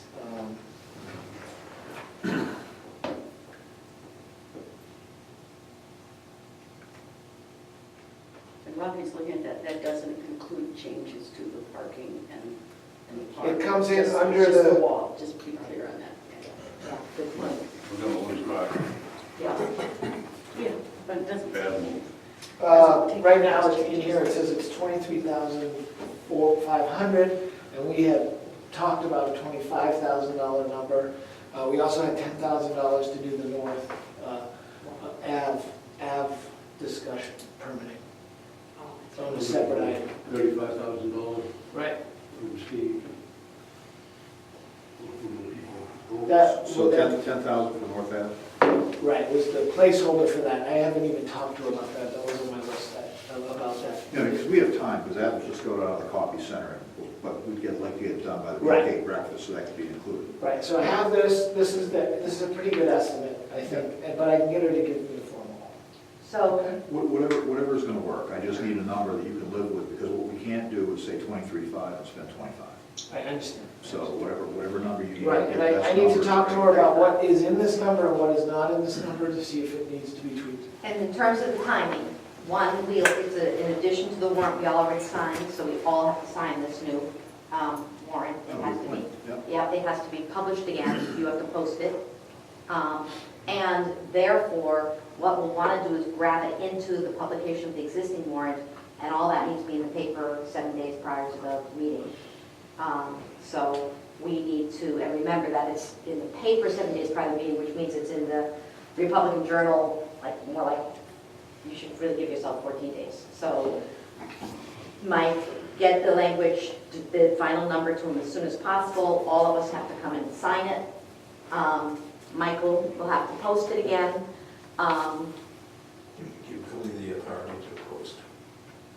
Or, but Alice is to the, yeah, we can give Billy last year, or when we didn't have a copy of Billy do it. So as long as somebody realizes that it has to be posted and published. So it's not, let's get this done by August 15th or August 14th or even July 29th. We have to get it done sooner. So could you give me your firm date? Yeah, then you need this. When do you need this quote? Well, let's count backwards from 7 days prior to the meeting. It is August 7th.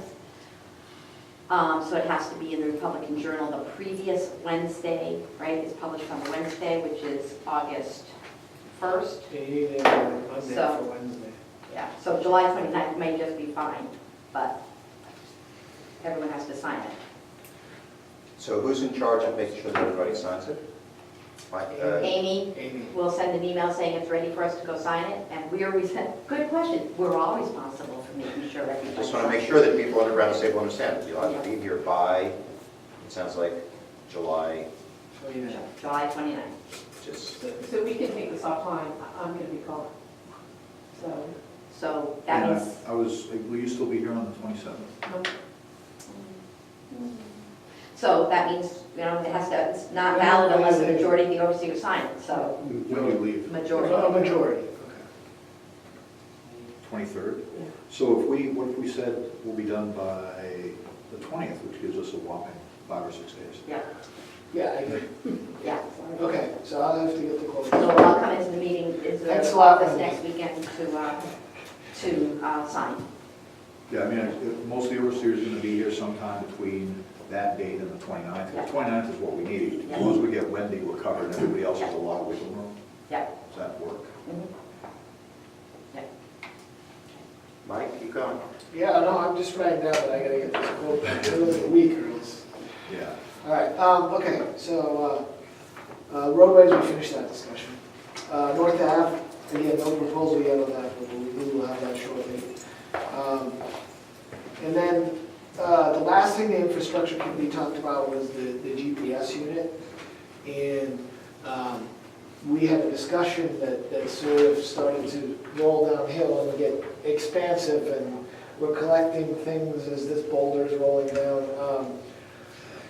I think the larger issue is, what are we doing about mapping of the village for the long term? And I think historically, and I don't know how long ago it was that Billy's father was here, but it's been decades and decades of the information being stored in a page's head, essentially, with a bunch of other people having a lot of information.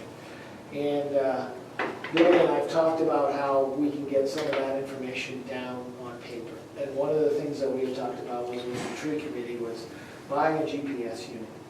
The infrastructure committee felt that the one that I had proposed was too old, it was too dated.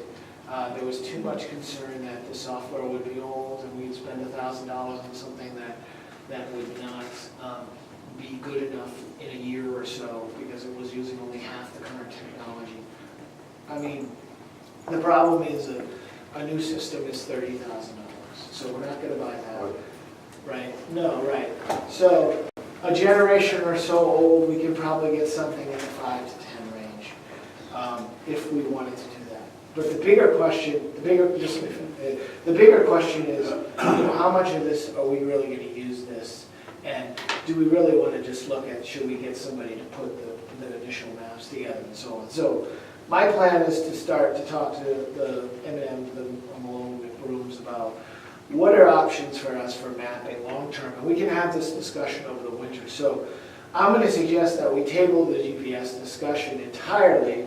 I think at this point for the tree committee, we should have maps. We can print out the maps, we can mark where the tree is, we can label that tree, and we can move forward. And later on, when we go and grab all the things we need to grab, that will be something we would include. Is that? And I'd like to hear Vicky's. I haven't discussed this with Vicky yet, and the tree committee.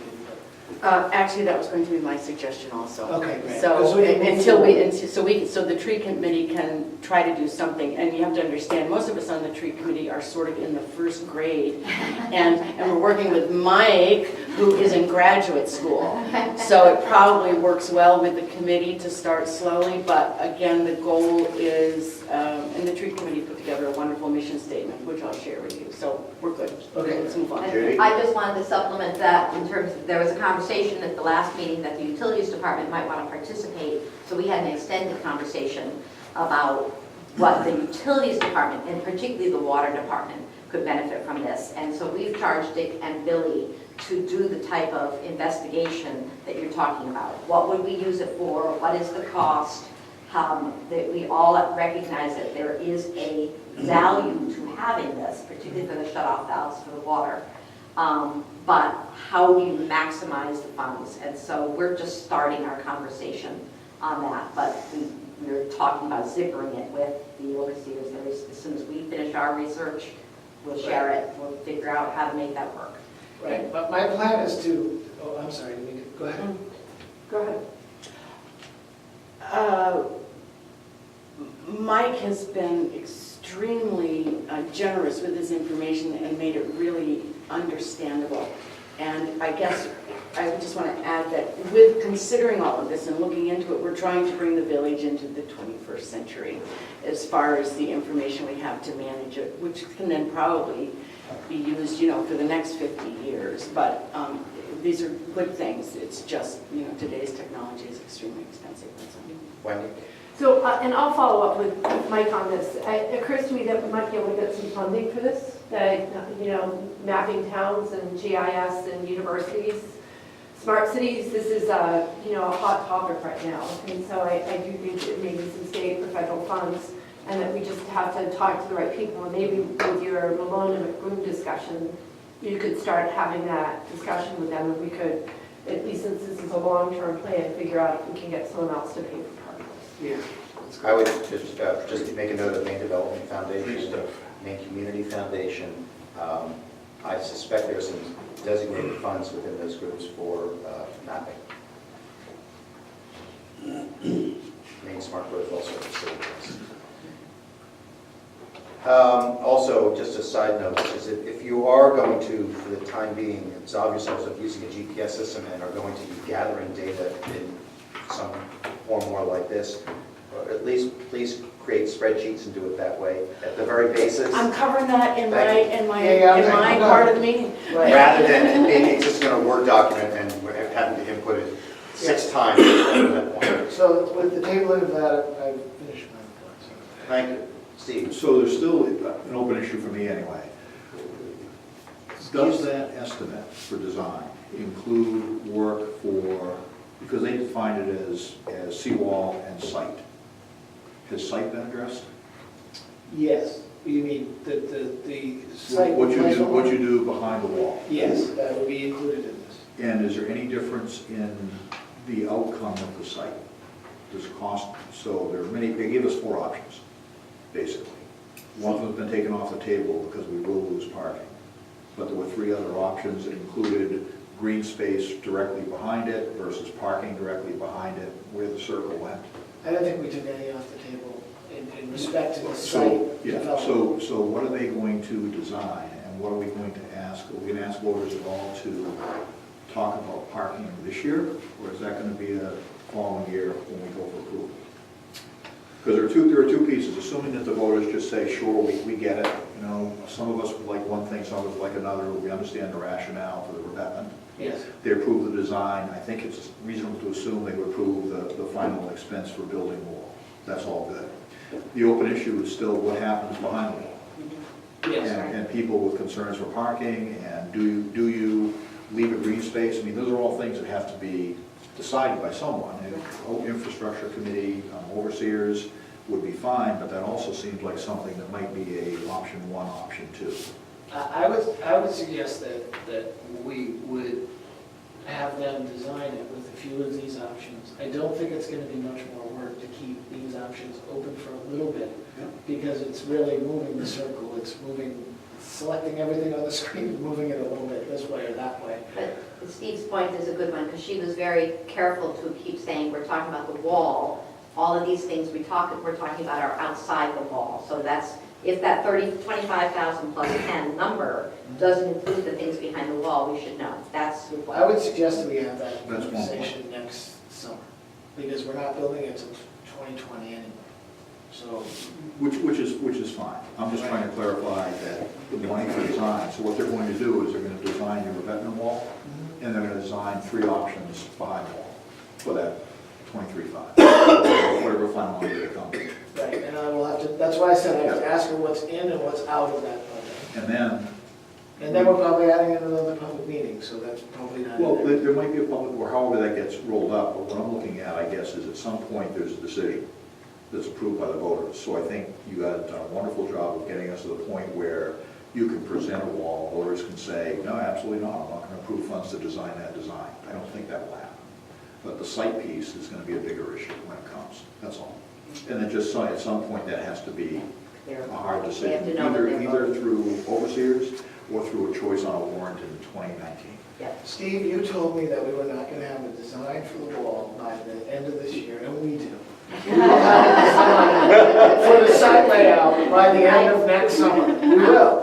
It'll work itself out. We will have meetings, we'll invite everybody. We're all good, yes. I'm comfortable with that, I'm just thinking about the process to make sure it goes through what has to be gone through. Right, and you want to make sure that when we're telling them next summer that now we want to talk about parking design essentially, we don't have 60% or 40% or a substantial majority of the voters saying, but I thought that was all part of what we already approved. That's what he's saying. We need to be clear as to what it is we're approving today and what we're not approving today. I will make it clear at the annual meeting that I will echo Regina's comments about how this is the seawall discussion. We still have 4 options available for what we're going to do with the land between the circle and that. And we will be doing the same thing we did this year, next summer, to discuss those. Beautiful. Okay? Thank you. Yes. Thank you. Good clarification. Safety Committee, Wendy. All right, I'll try to be quick. So we had our first Safety First fair on July 4th. I'd like to thank the committee members, particularly Blair and Beatty, who provided the hot dog cart for, just doing a tremendous job. I must say, and next year we'll think about this a little bit more. We gave away a lot of hot dogs, a lot of water. It was pretty hot, and so the fact that we were there and that we had water that we were giving away seemed to be pretty key to just the 4th of July activities. We did put up a donation jar. The committee members themselves donate a lot of the food, the water, the hot dogs, and all of that. We took in $94. We spent $30. We have 64 left, so we aren't taking any money. I know the overseers approved $100, so we're actually coming ahead 64. So, and then I'll talk to Steve about if he wants the money back or, what we're gonna use that for. So again, it was very successful, and I think we will consider doing this again next year. The lifeguards are working. I'm sure you've all seen them. We have full coverage, so 7 days a week. I have not gotten the details, but I believe Evan actually had to help someone yesterday. So I think we did have a... Oh, is that Alice? Yeah. So that just reinforces the fact that it's pretty important for us to have lifeguards to maintain the safety of our community. As you know, we have a police officer that we've hired. We do have to talk about his contract, and I'm going to ask for that to be done in executive session since it's a personnel contract. But he has already started working. I'm sure you've all seen him around. Right now, I get report on a weekly basis, which I'm happy to share with the overseers if they're interested. So far, everything seems to be going quite well. I will comment that it took quite a bit of work on Officer Boucher's part to get us back in compliance with the main regulations. I think that's something that we want to be very cognizant of going forward. It's clear that while we have tried very hard to keep our paperwork in good order and being compliant, having it done by volunteers and people who aren't experts in this area can be difficult. So I think that's something that we need to think about going forward. In order to be in compliance, we actually do have to have a secure facility to keep the police records. And so Bill has gotten a quote of $1,000 to build a room. That is the materials cost. It's not the labor. We're hoping that we will get volunteer labor. So you did see in that draft budget, or the variance budget, the cost of a new office for $1,500. So that is something that we need to consider. So I'll make a motion to pay for up to $1,500 to build the appropriate room for the police officer and the police department here in the community hall at a cost of $1,500. Seconded by Judy. Any discussion? They need a whole office, They need a secure room that nobody else has access to. a secure room. If I may, because this is very technical, I can explain it. So basically, we haven't been in compliance with any state or federal regulations regarding the control of law enforcement reports and/or confidential materials since the creation of the police department. And that too in evidence. Like currently, I have drug evidence in the back of the cruiser because I confiscated drugs off from a suspect that I charged with a crime last week, and I don't have actually anywhere to securely keep evidence. So the rules of evidence too would dictate that we need to have limited access facility. So I get that. Would a safe be a secure place? So we already have a safe, but the safe has to be in a room that only... It has to be in a room. I just want to make sure. Yeah. Correct. It's not just secure, but it has to be a All secure this room. with that. Okay. So, Judy? As I understand it, the room that we're talking about providing is up in the utility building, right? Not here? No, so that's where we have considered putting it, and I don't know if we've actually put the safe up there, but the proposal is to actually build a small room down here. Oh, okay. And then my second question is,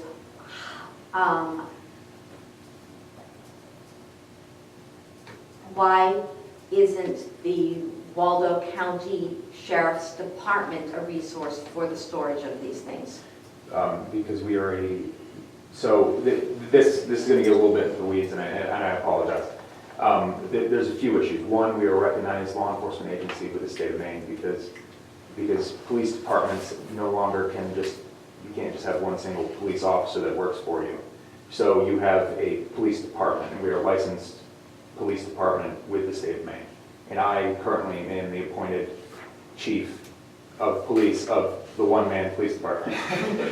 In Bayside. Well, correct. And I understand the limitations and everything, but the state is pretty clear. I mean, we have a police department that's regulated the same as every other police department.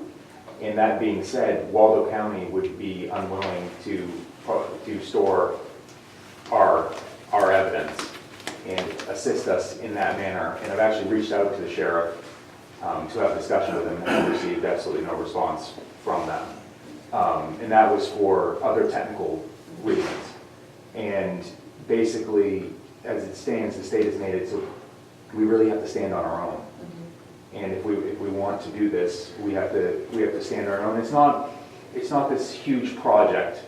It's if we have a little office, and I have a safe, and we put the wooden cabinet in there, and I already have a desk, and I have a computer, and all that's stored in there, then that limits it where nobody can have access to it except for sworn law enforcement personnel. So this is an expense that we're incurring because rather than rely upon the Waldo County Sheriff's Office, we've chosen to get a police officer, and because we have a police officer, we have to have our own department.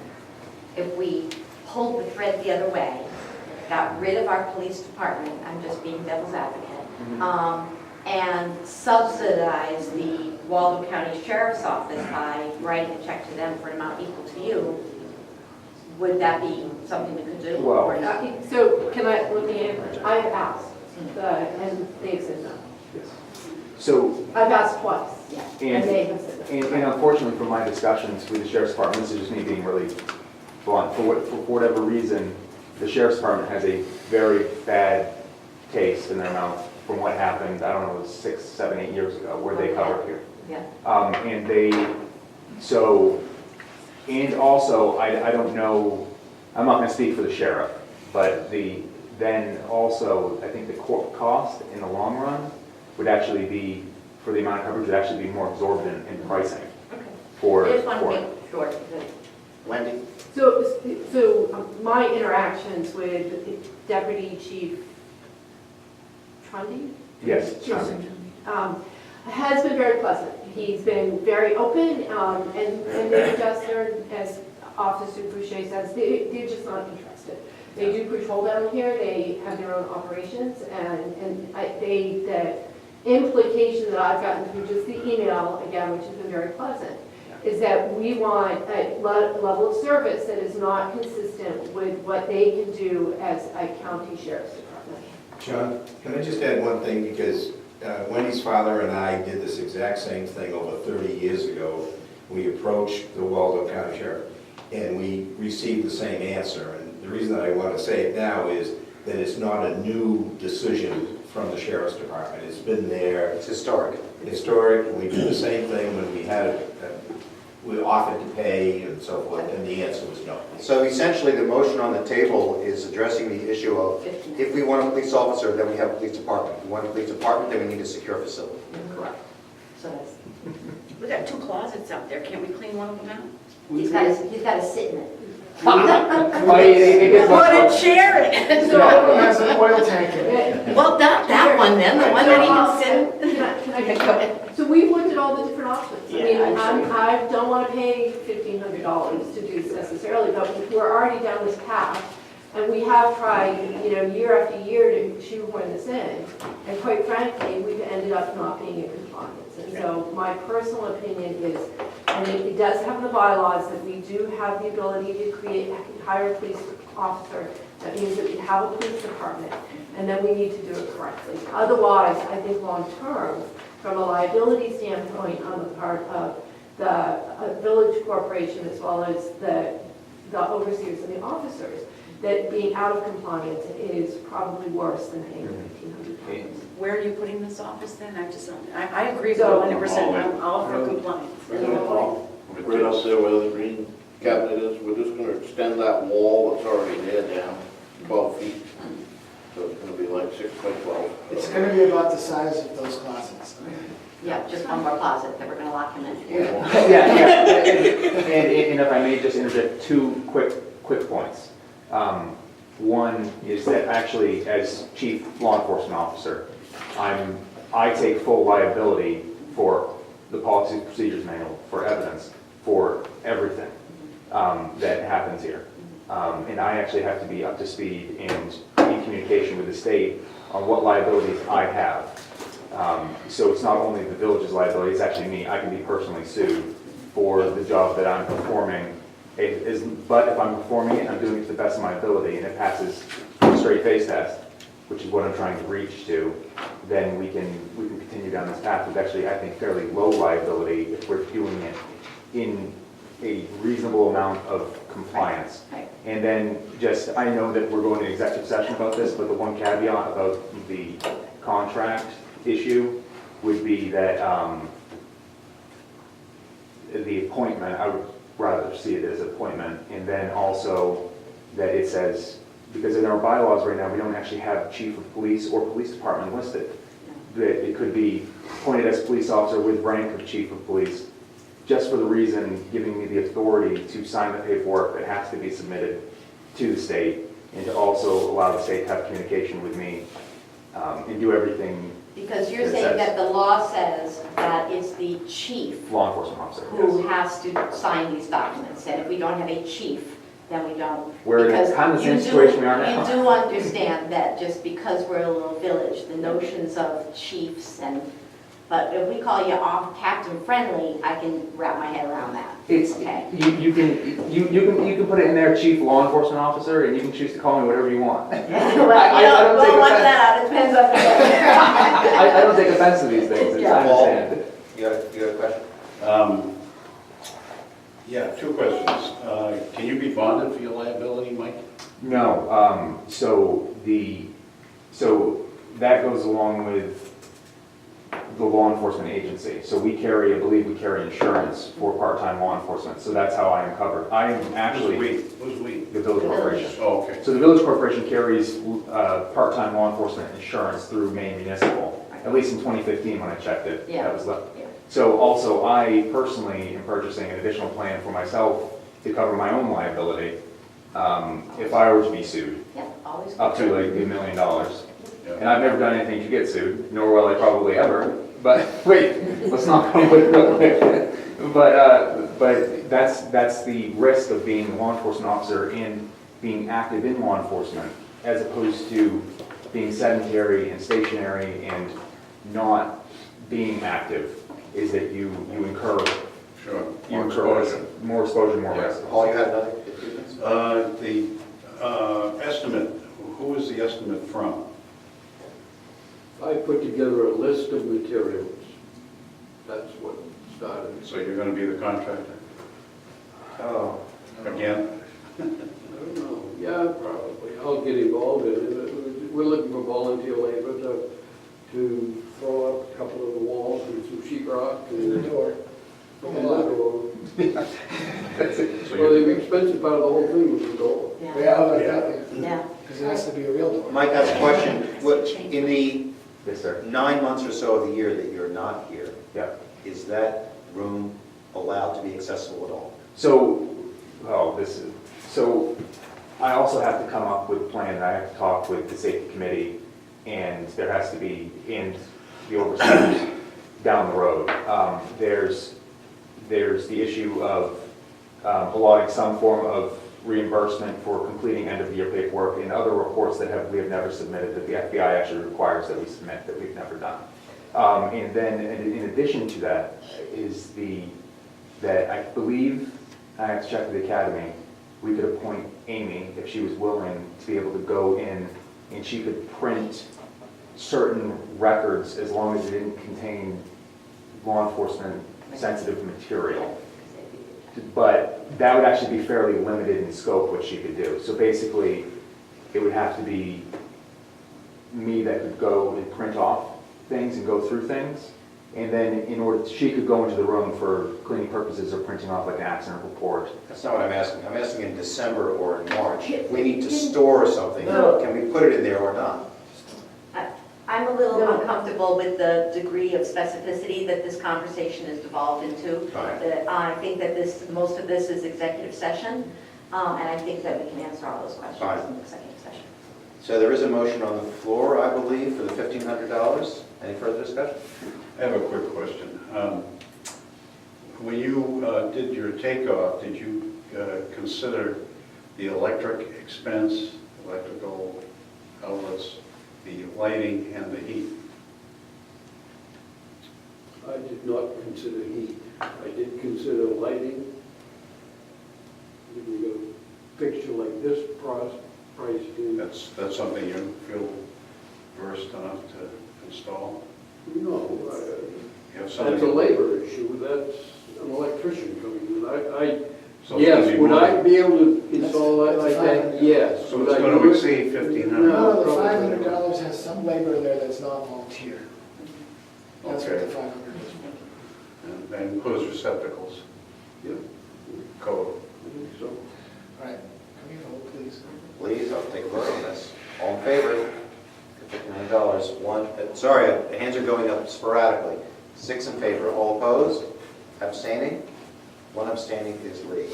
The motion passes for the $1,500 to be used as Bill and Infrastructure Committee For secure facility for the as police department. to your, you see that. Keep going. That's it for me. That's it, thank you. Good job. I have a question. Yes, sir. Has the safety committee considered what to be done in the off-season for speeding? We have a problem. You don't see it where you live, but we have a problem on Shore Road and on Bluff Road, and it needs to be addressed. No, absolutely. And so I think the safety committee is up for suggestions. I think the safety committee would recommend that we actually have law enforcement all year round. It's a budget issue. So I think, Paul, if you have suggestions, we will have another safety committee meeting, so please come and give your Well, my suggestions. suggestion has been to move the cruiser around, but for some reason you don't like that. No, but what we said is that it's not appropriate because it has to be moved around by someone who's in law enforcement, and that there's a liability for someone That's who's not. a state law? or- So again, we'll take this offline, Paul, Yeah. and Michael or I will get back to you on this. Yeah, And just Yeah, one I'll other, get just back. one other I'm not thing. gonna say anything Remember else. that the Waldo County Sheriff's Office is another law enforcement tool available I've to called you. them many times. And I would call them as many times as it takes to get them to do their job in the absence of officer friendly, because you pay for that. It's part of your taxes. But I still think we have an obligation to address it. I'd love to see this conversation occur at another time. Yes. Town liaison, Mr. Nyren. Oh, wait, one last thing with this, can we address the safety issue with Alice falling in the water? Are we gonna talk about that at all? I don't have the details, I'm honestly Years saying, ago. but She all right? But I have very, very limited details. I saw her later in the day, and she seemed to be perfectly fine. I think it was a very quick instance. one boat. Yeah, it was very quick instance. It needs to be addressed in the context of the chronic refusal of the boat owners to honor the existing waterfront regulations about use of the dinghies. Everybody believes they are exempt from the rules in terms of when and how long they can tie up their dinghies. She was stepping, trying to get to her dinghy. It was an overcrowded dinghy float. She tumbled in. She's, 80 years old? She looked great last night, and she's gracious as always. But we have a waterfront ordinance. It says how long boats can be there. It says how few boats can be there. And you go down there right now, there's about 15 dinghies, some of them oversized, on that boat float. Mr. Nyren, Can I, please. I'd like to see us establish some sort of subcommittee to discuss this over the winter. Well, actually, the waterfront ordinance has been on the governance committee's Oh, charge. wait, is that after this one? So Okay, you're so trying that'll to be take next things that are easy. And the safety committee is perfectly happy to help. And Gordon Yeah. actually has, we recruited Gordon for that piece of the governance committee, and he Okay, right. submitted, I think, some very good ideas. You may have been on that conversation Okay. as well, but we just. Okay, good, so that's going to be addressed this winter then, so whatever either is with the crowding and everything else. Okay, good. That's And excuse me. And the Commodore needs to be part of that conversation because, for instance, at last night's cocktail party, when we were discussing the issue with Alice falling in, the Commodore, who's my brother-in-law, said, and we have a problem with it, talk to the overseers. Yeah. The yacht club has to own this problem. The That- yacht That's club why causes this problem. because that's what we needed to talk about today. I'm glad we got that on the record because Because we have said that it's the yacht club, and then last night they said it was us, so. I want to remind the yacht club that we do them a lot of due diligence and favors and give them some money, but the rules are there, it's enforcement. Just want to say that, okay? You're not going to change it, the rules are there, it's enforcement, again. I would argue that it's enforcement, but it's also that there are way more moorings out there today than there were 20 years ago. So it's a combination of those. But if the yacht club can't help on that problem, I think the overseers, the yacht club may not like the solution that the overseers try. My recommendation is ban all boats in the boat, other than those. Well, that's why, those are all helpful extremes that we hope to find a consensus, and we can only do that through the process. Wendy? So we do have a wharf master, and the wharf master is appointed by the overseers and not the yacht club. So again, I think that the comment that it's an overseers issue in some respects, since we appoint the wharf master, it is our issue. And so we have the gentlest, kindest wharf master in the world. So since I was an overseer before I was president, and all of these years, and I'm sure for decades preceding, this has been an issue. And so I agree that the governance committee can at least take this up, whether it happens with the diligence you want or not, I don't know, but we will take this up and we will try to reach some better resolution than we have currently. We started this winter, but fire and zoning. That's right. I apologize. That's okay. She did say Don't she was apologize. testing that after the zoning. She did say that earlier. Mr. Nyron, Paul Town Liaison, please. The floor is yours. I can really speak this time? I will, hope you will. Okay. The selectmen's meeting was pretty short, this last meeting. A couple of things came up. CEO John Larson, code enforcement officer, has resigned, and they went into executive session to discuss alternative solutions, whether to go with appoint a new CEO or to extend the current CEO, Tukey Rooney's hours. So I haven't been privy to that, but that's something that's being considered. I brought up the subject of increasing the reimbursement from the town because it was discussed here. There was no obvious objection to considering it.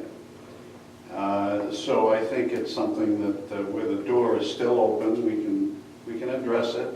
I don't see why we don't. But there was no reluctance to discuss it.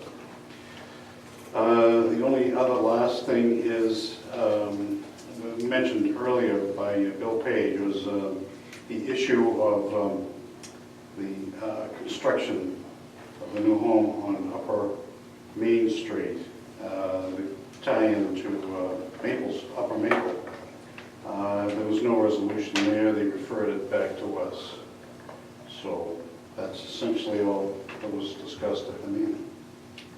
My recollection is, I think from the last overseers meeting, is that if we move much further down the line of discussing an increase in the town's contribution to our taxes, that some representation from the overseers might be a good way to approach this, rather than an individual, to be a group of overseers.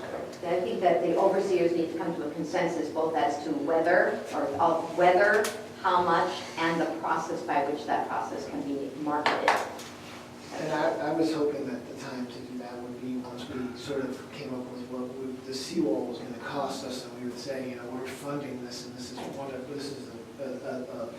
an item for the town of Northport too. Right. So, that to me would be the time to approach Right, it. and also consider that in the context of the excise taxes. In the past, they have taken the excise tax and made contributions to our waterfront improvement, and so we look at where we can get the cost benefit best from the town. I did not ask for any concession. I just brought the subject up because it was discussed at the overseers meeting. Great. I'm priming the pump. Excellent. Thank you. Tree planting, rather, Mr. Lannon. No, that's Vicky. Well, so it's incorrect on there. That's Yes. Yeah, I wasn't here at the last meeting, so I think that's. It's just a carryover, yes. Yeah, actually, I said what I had to say is Mike is in graduate school, but he is certainly keeping us realistic. But we are sort of in a naive position, and I think I was very naive because this whole GPS thing was a tremendous learning experience. But I will say we've met 3 times. Everybody's very interested, which is really pleasing. We came up with a mission statement, and if you haven't heard it, I'd like to read it to you now. You haven't heard it, right? Our mission statement was to inventory, assess, and manage public tree resources within the village of Bayside with the objectives of to locate and map the village trees, assess the health of village trees and remediate it if necessary, and then proactively with the tree warden create and implement a tree resource management plan.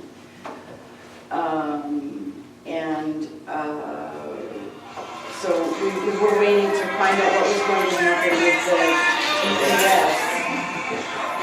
GPS. But I think we're going to go forward and take baby steps. Trying to slow the mic down.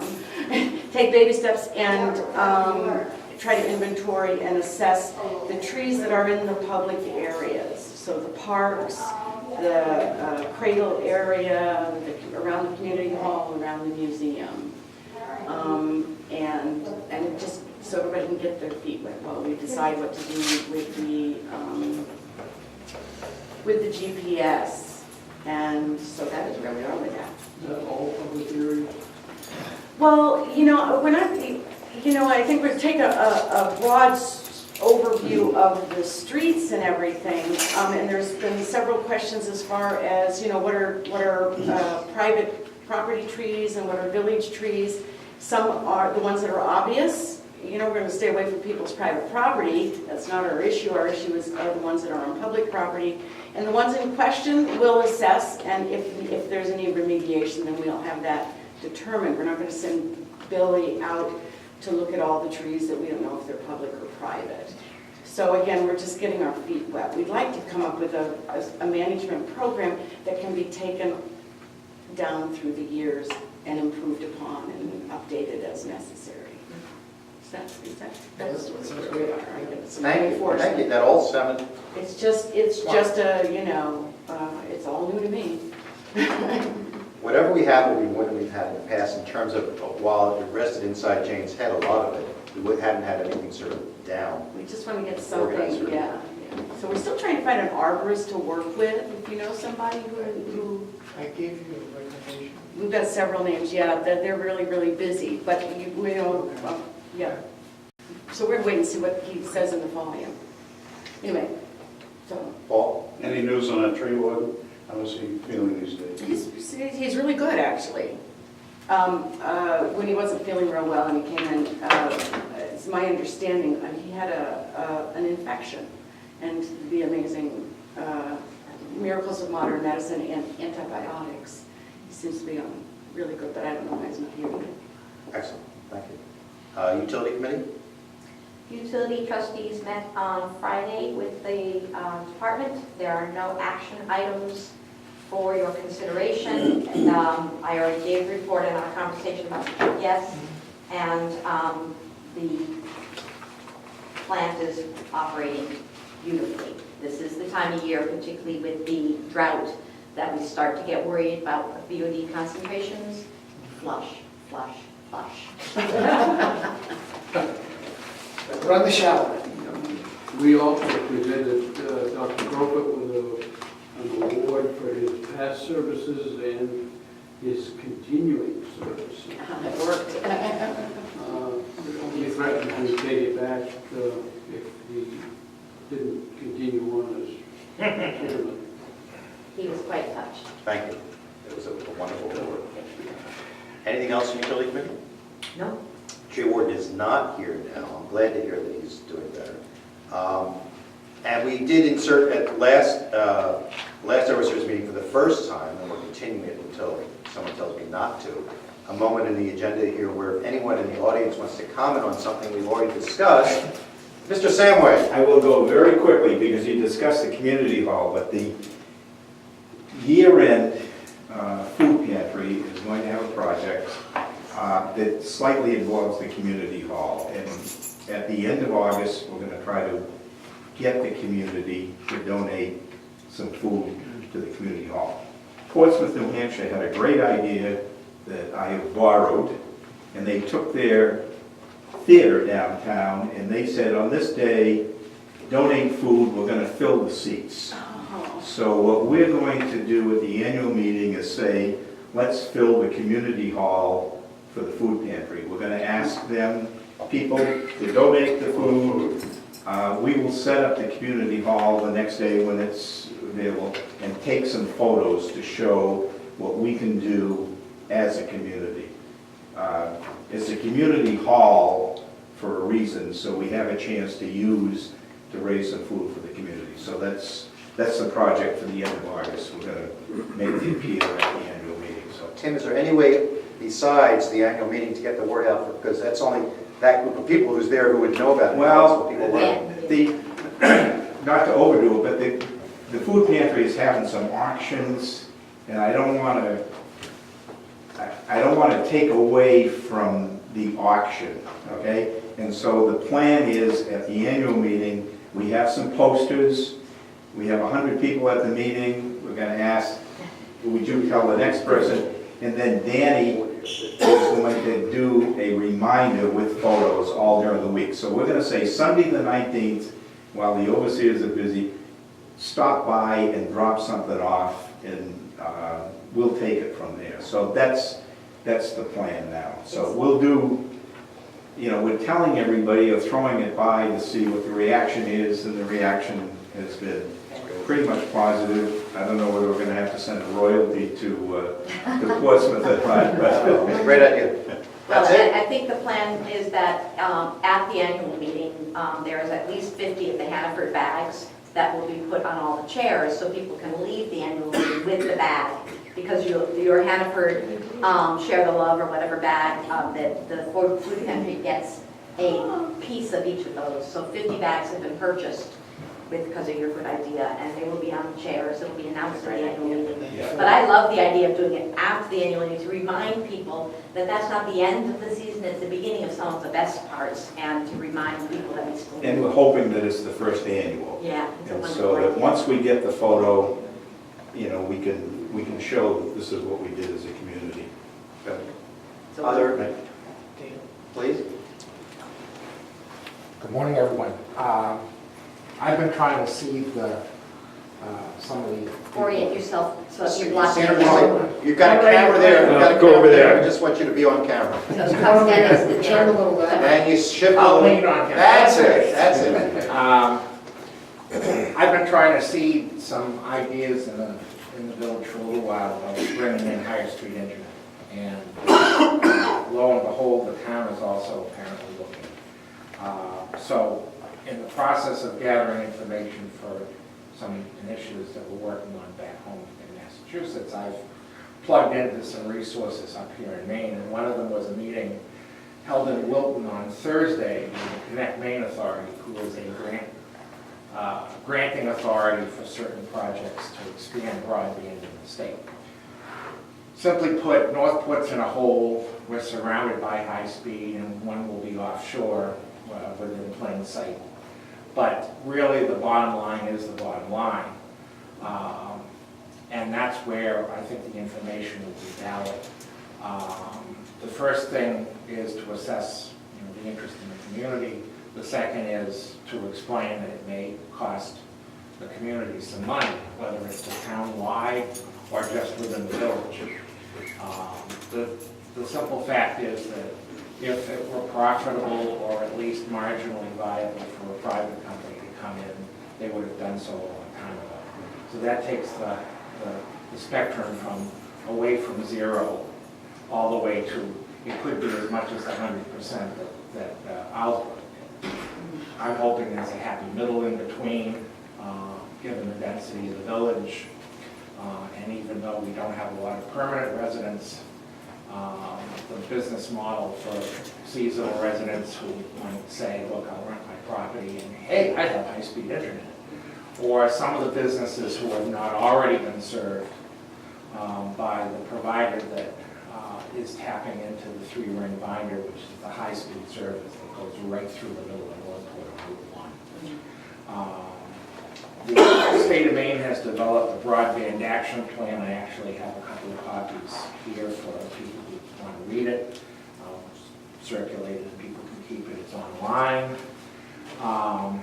But the simple fact is that grants probably would not be available to either the village or Northport because the standard of service that they support is to bring a community up to 10 megabits down and 1 megabit up.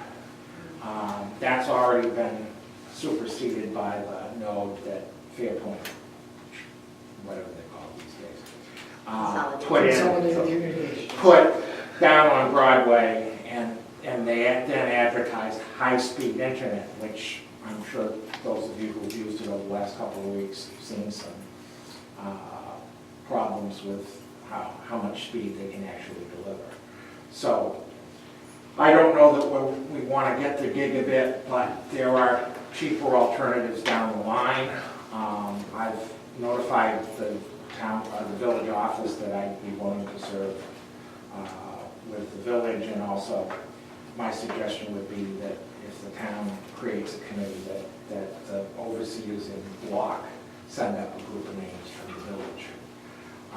So I'm gathering information. I have some resources that I'm going to tap into. One of the other interesting sidelines, if I might take a minute of your time, is that I was sitting beside a gentleman who was from the Rural Development Office at the USDA. There are grants, minimal grants, loans available for broadband, as well as for things like seawalls. So I have the name of the representative who's the regional rep for Maine, who's going to be in Maine in September, and I'll pass that along. The guys. I actually have the gentleman's card. Okay. I'm going to pass that in to got the record of it. But they've seemed in a kind of a general discussion to be working, want to work cooperatively with us on any infrastructure projects. So, Judy. I just want to say that we are really fortunate to have Dan taking an interest in this, although he's reticent to say why he is. He's the city purchasing agent for the city of Peabody, Mass, and he has just brought Peabody through this very process, so he knows what these words mean. And so thank you for taking the time and keeping us informed and being engaged, because I don't know what this says. Paul? Have you connected with the other people who are trying to formulate a committee? I don't know. I saw in the selectmen's notes that they were trying to... I would suggest that you contact the acting chairman currently, Mike Connolly.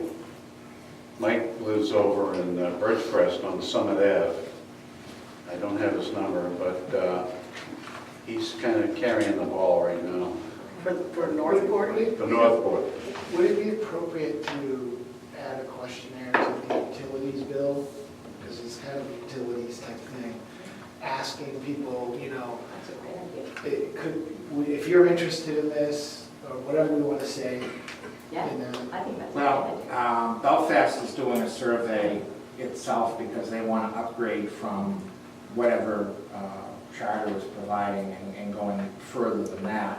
I've actually downloaded the survey and kind of made some preliminary modifications. And who could I circulate that to? Well, that's what I'm saying. I think it could go out in the utilities bill because it would just be another piece of paper in the... Well, you can send it to me as communications chair or to the utilities trustees, either way. Wendy? And in Belfast, they did it off the website and it was advertised in the Republican Journal. I've gone to fill it out as well. So I think that having some electronic means of getting this out to the villagers and collecting the information and then figuring out what to do with it and feeding it into whatever the town of Northport is going to do. Well, there's some online... So in the utilities bill, it could just be something that says go to this website and do it.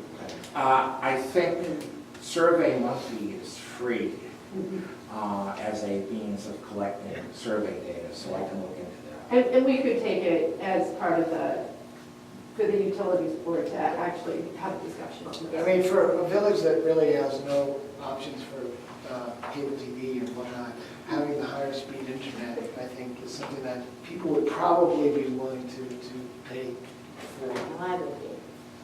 So, there are a lot of advantages then we can, for it. then we can ban those dishes on the trees.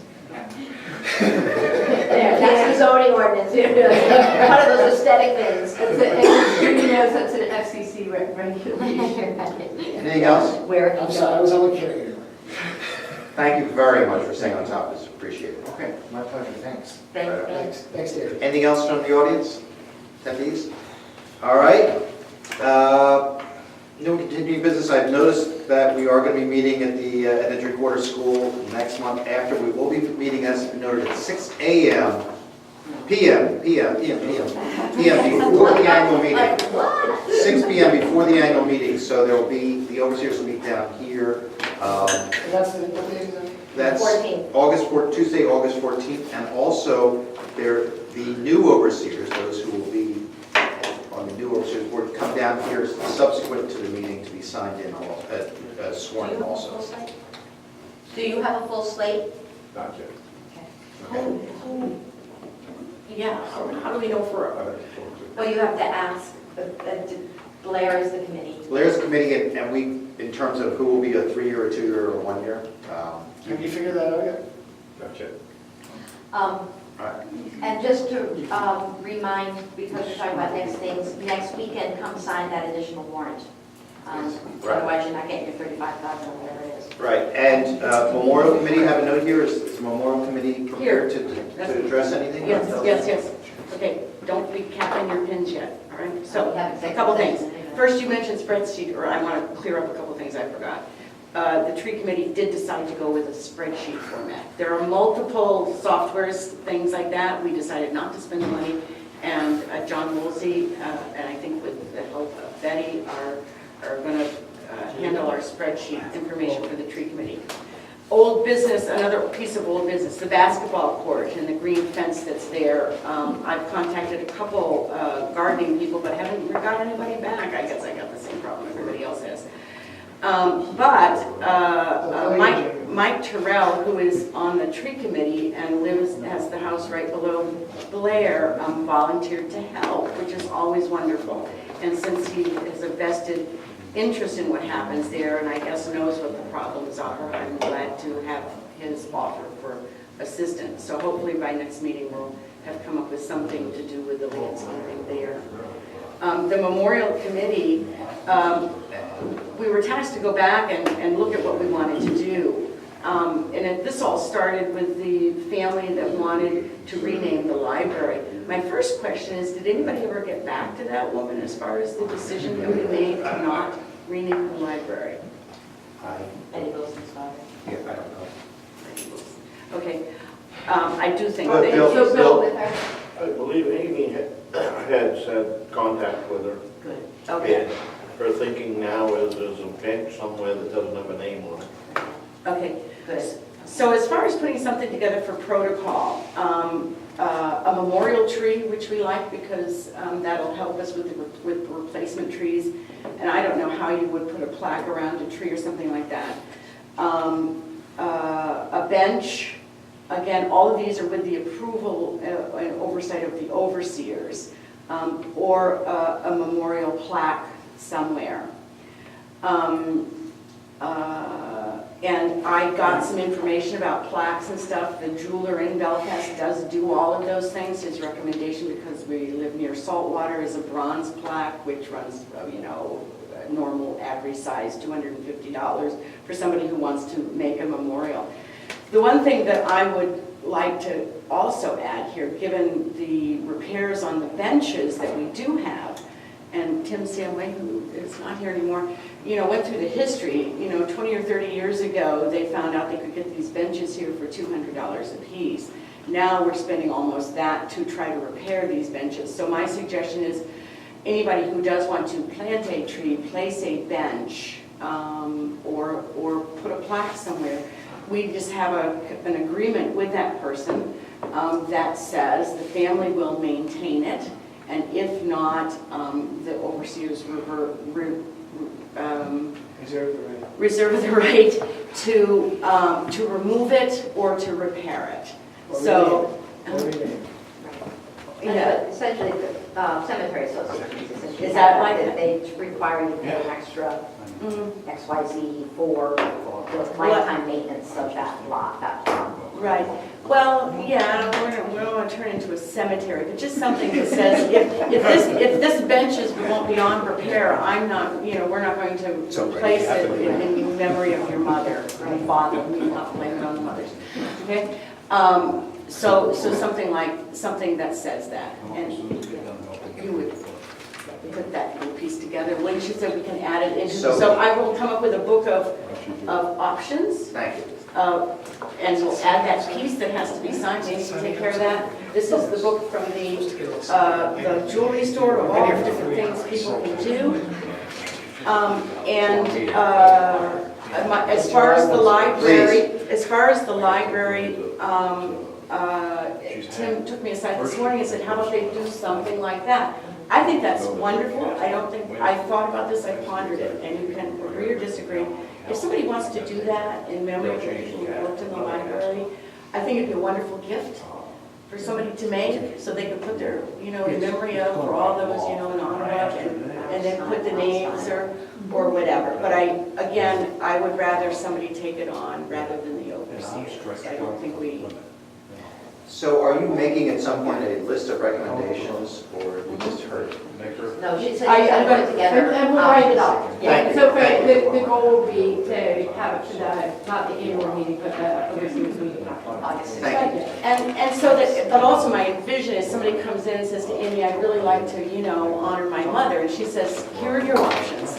Okay, you pick, and with the understanding that the protocol is anything you decide on, you take your words, you take your picture, and you take it to the overseers along with the location.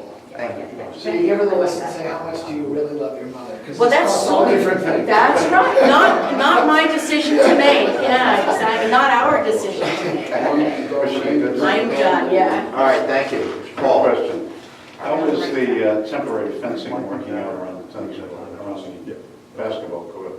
It's substantially broken down as of last night. Yes. Is it effective though And in to me, keeping the ball? do the posts pose a greater damage once they're ripped off? Because it looks to me like they're poking hazards. Yeah, they're only plastic. But is it effective in keeping the ball contained? Do we know that? I haven't seen the ball go where they normally go. Yeah, So right, it's it's stopping the Amy, ball. does it look? It's stopping the ball, but right now it's broken. It's broken, so the balls are not going in strong. I think it's, amazingly attractive. It's much better than Mine's right in. It's just temporary. We'll rip it down Labor Day. All right, anything else? executive session. Right now, we're going to move to executive session. Thank you all. Thank you all very much.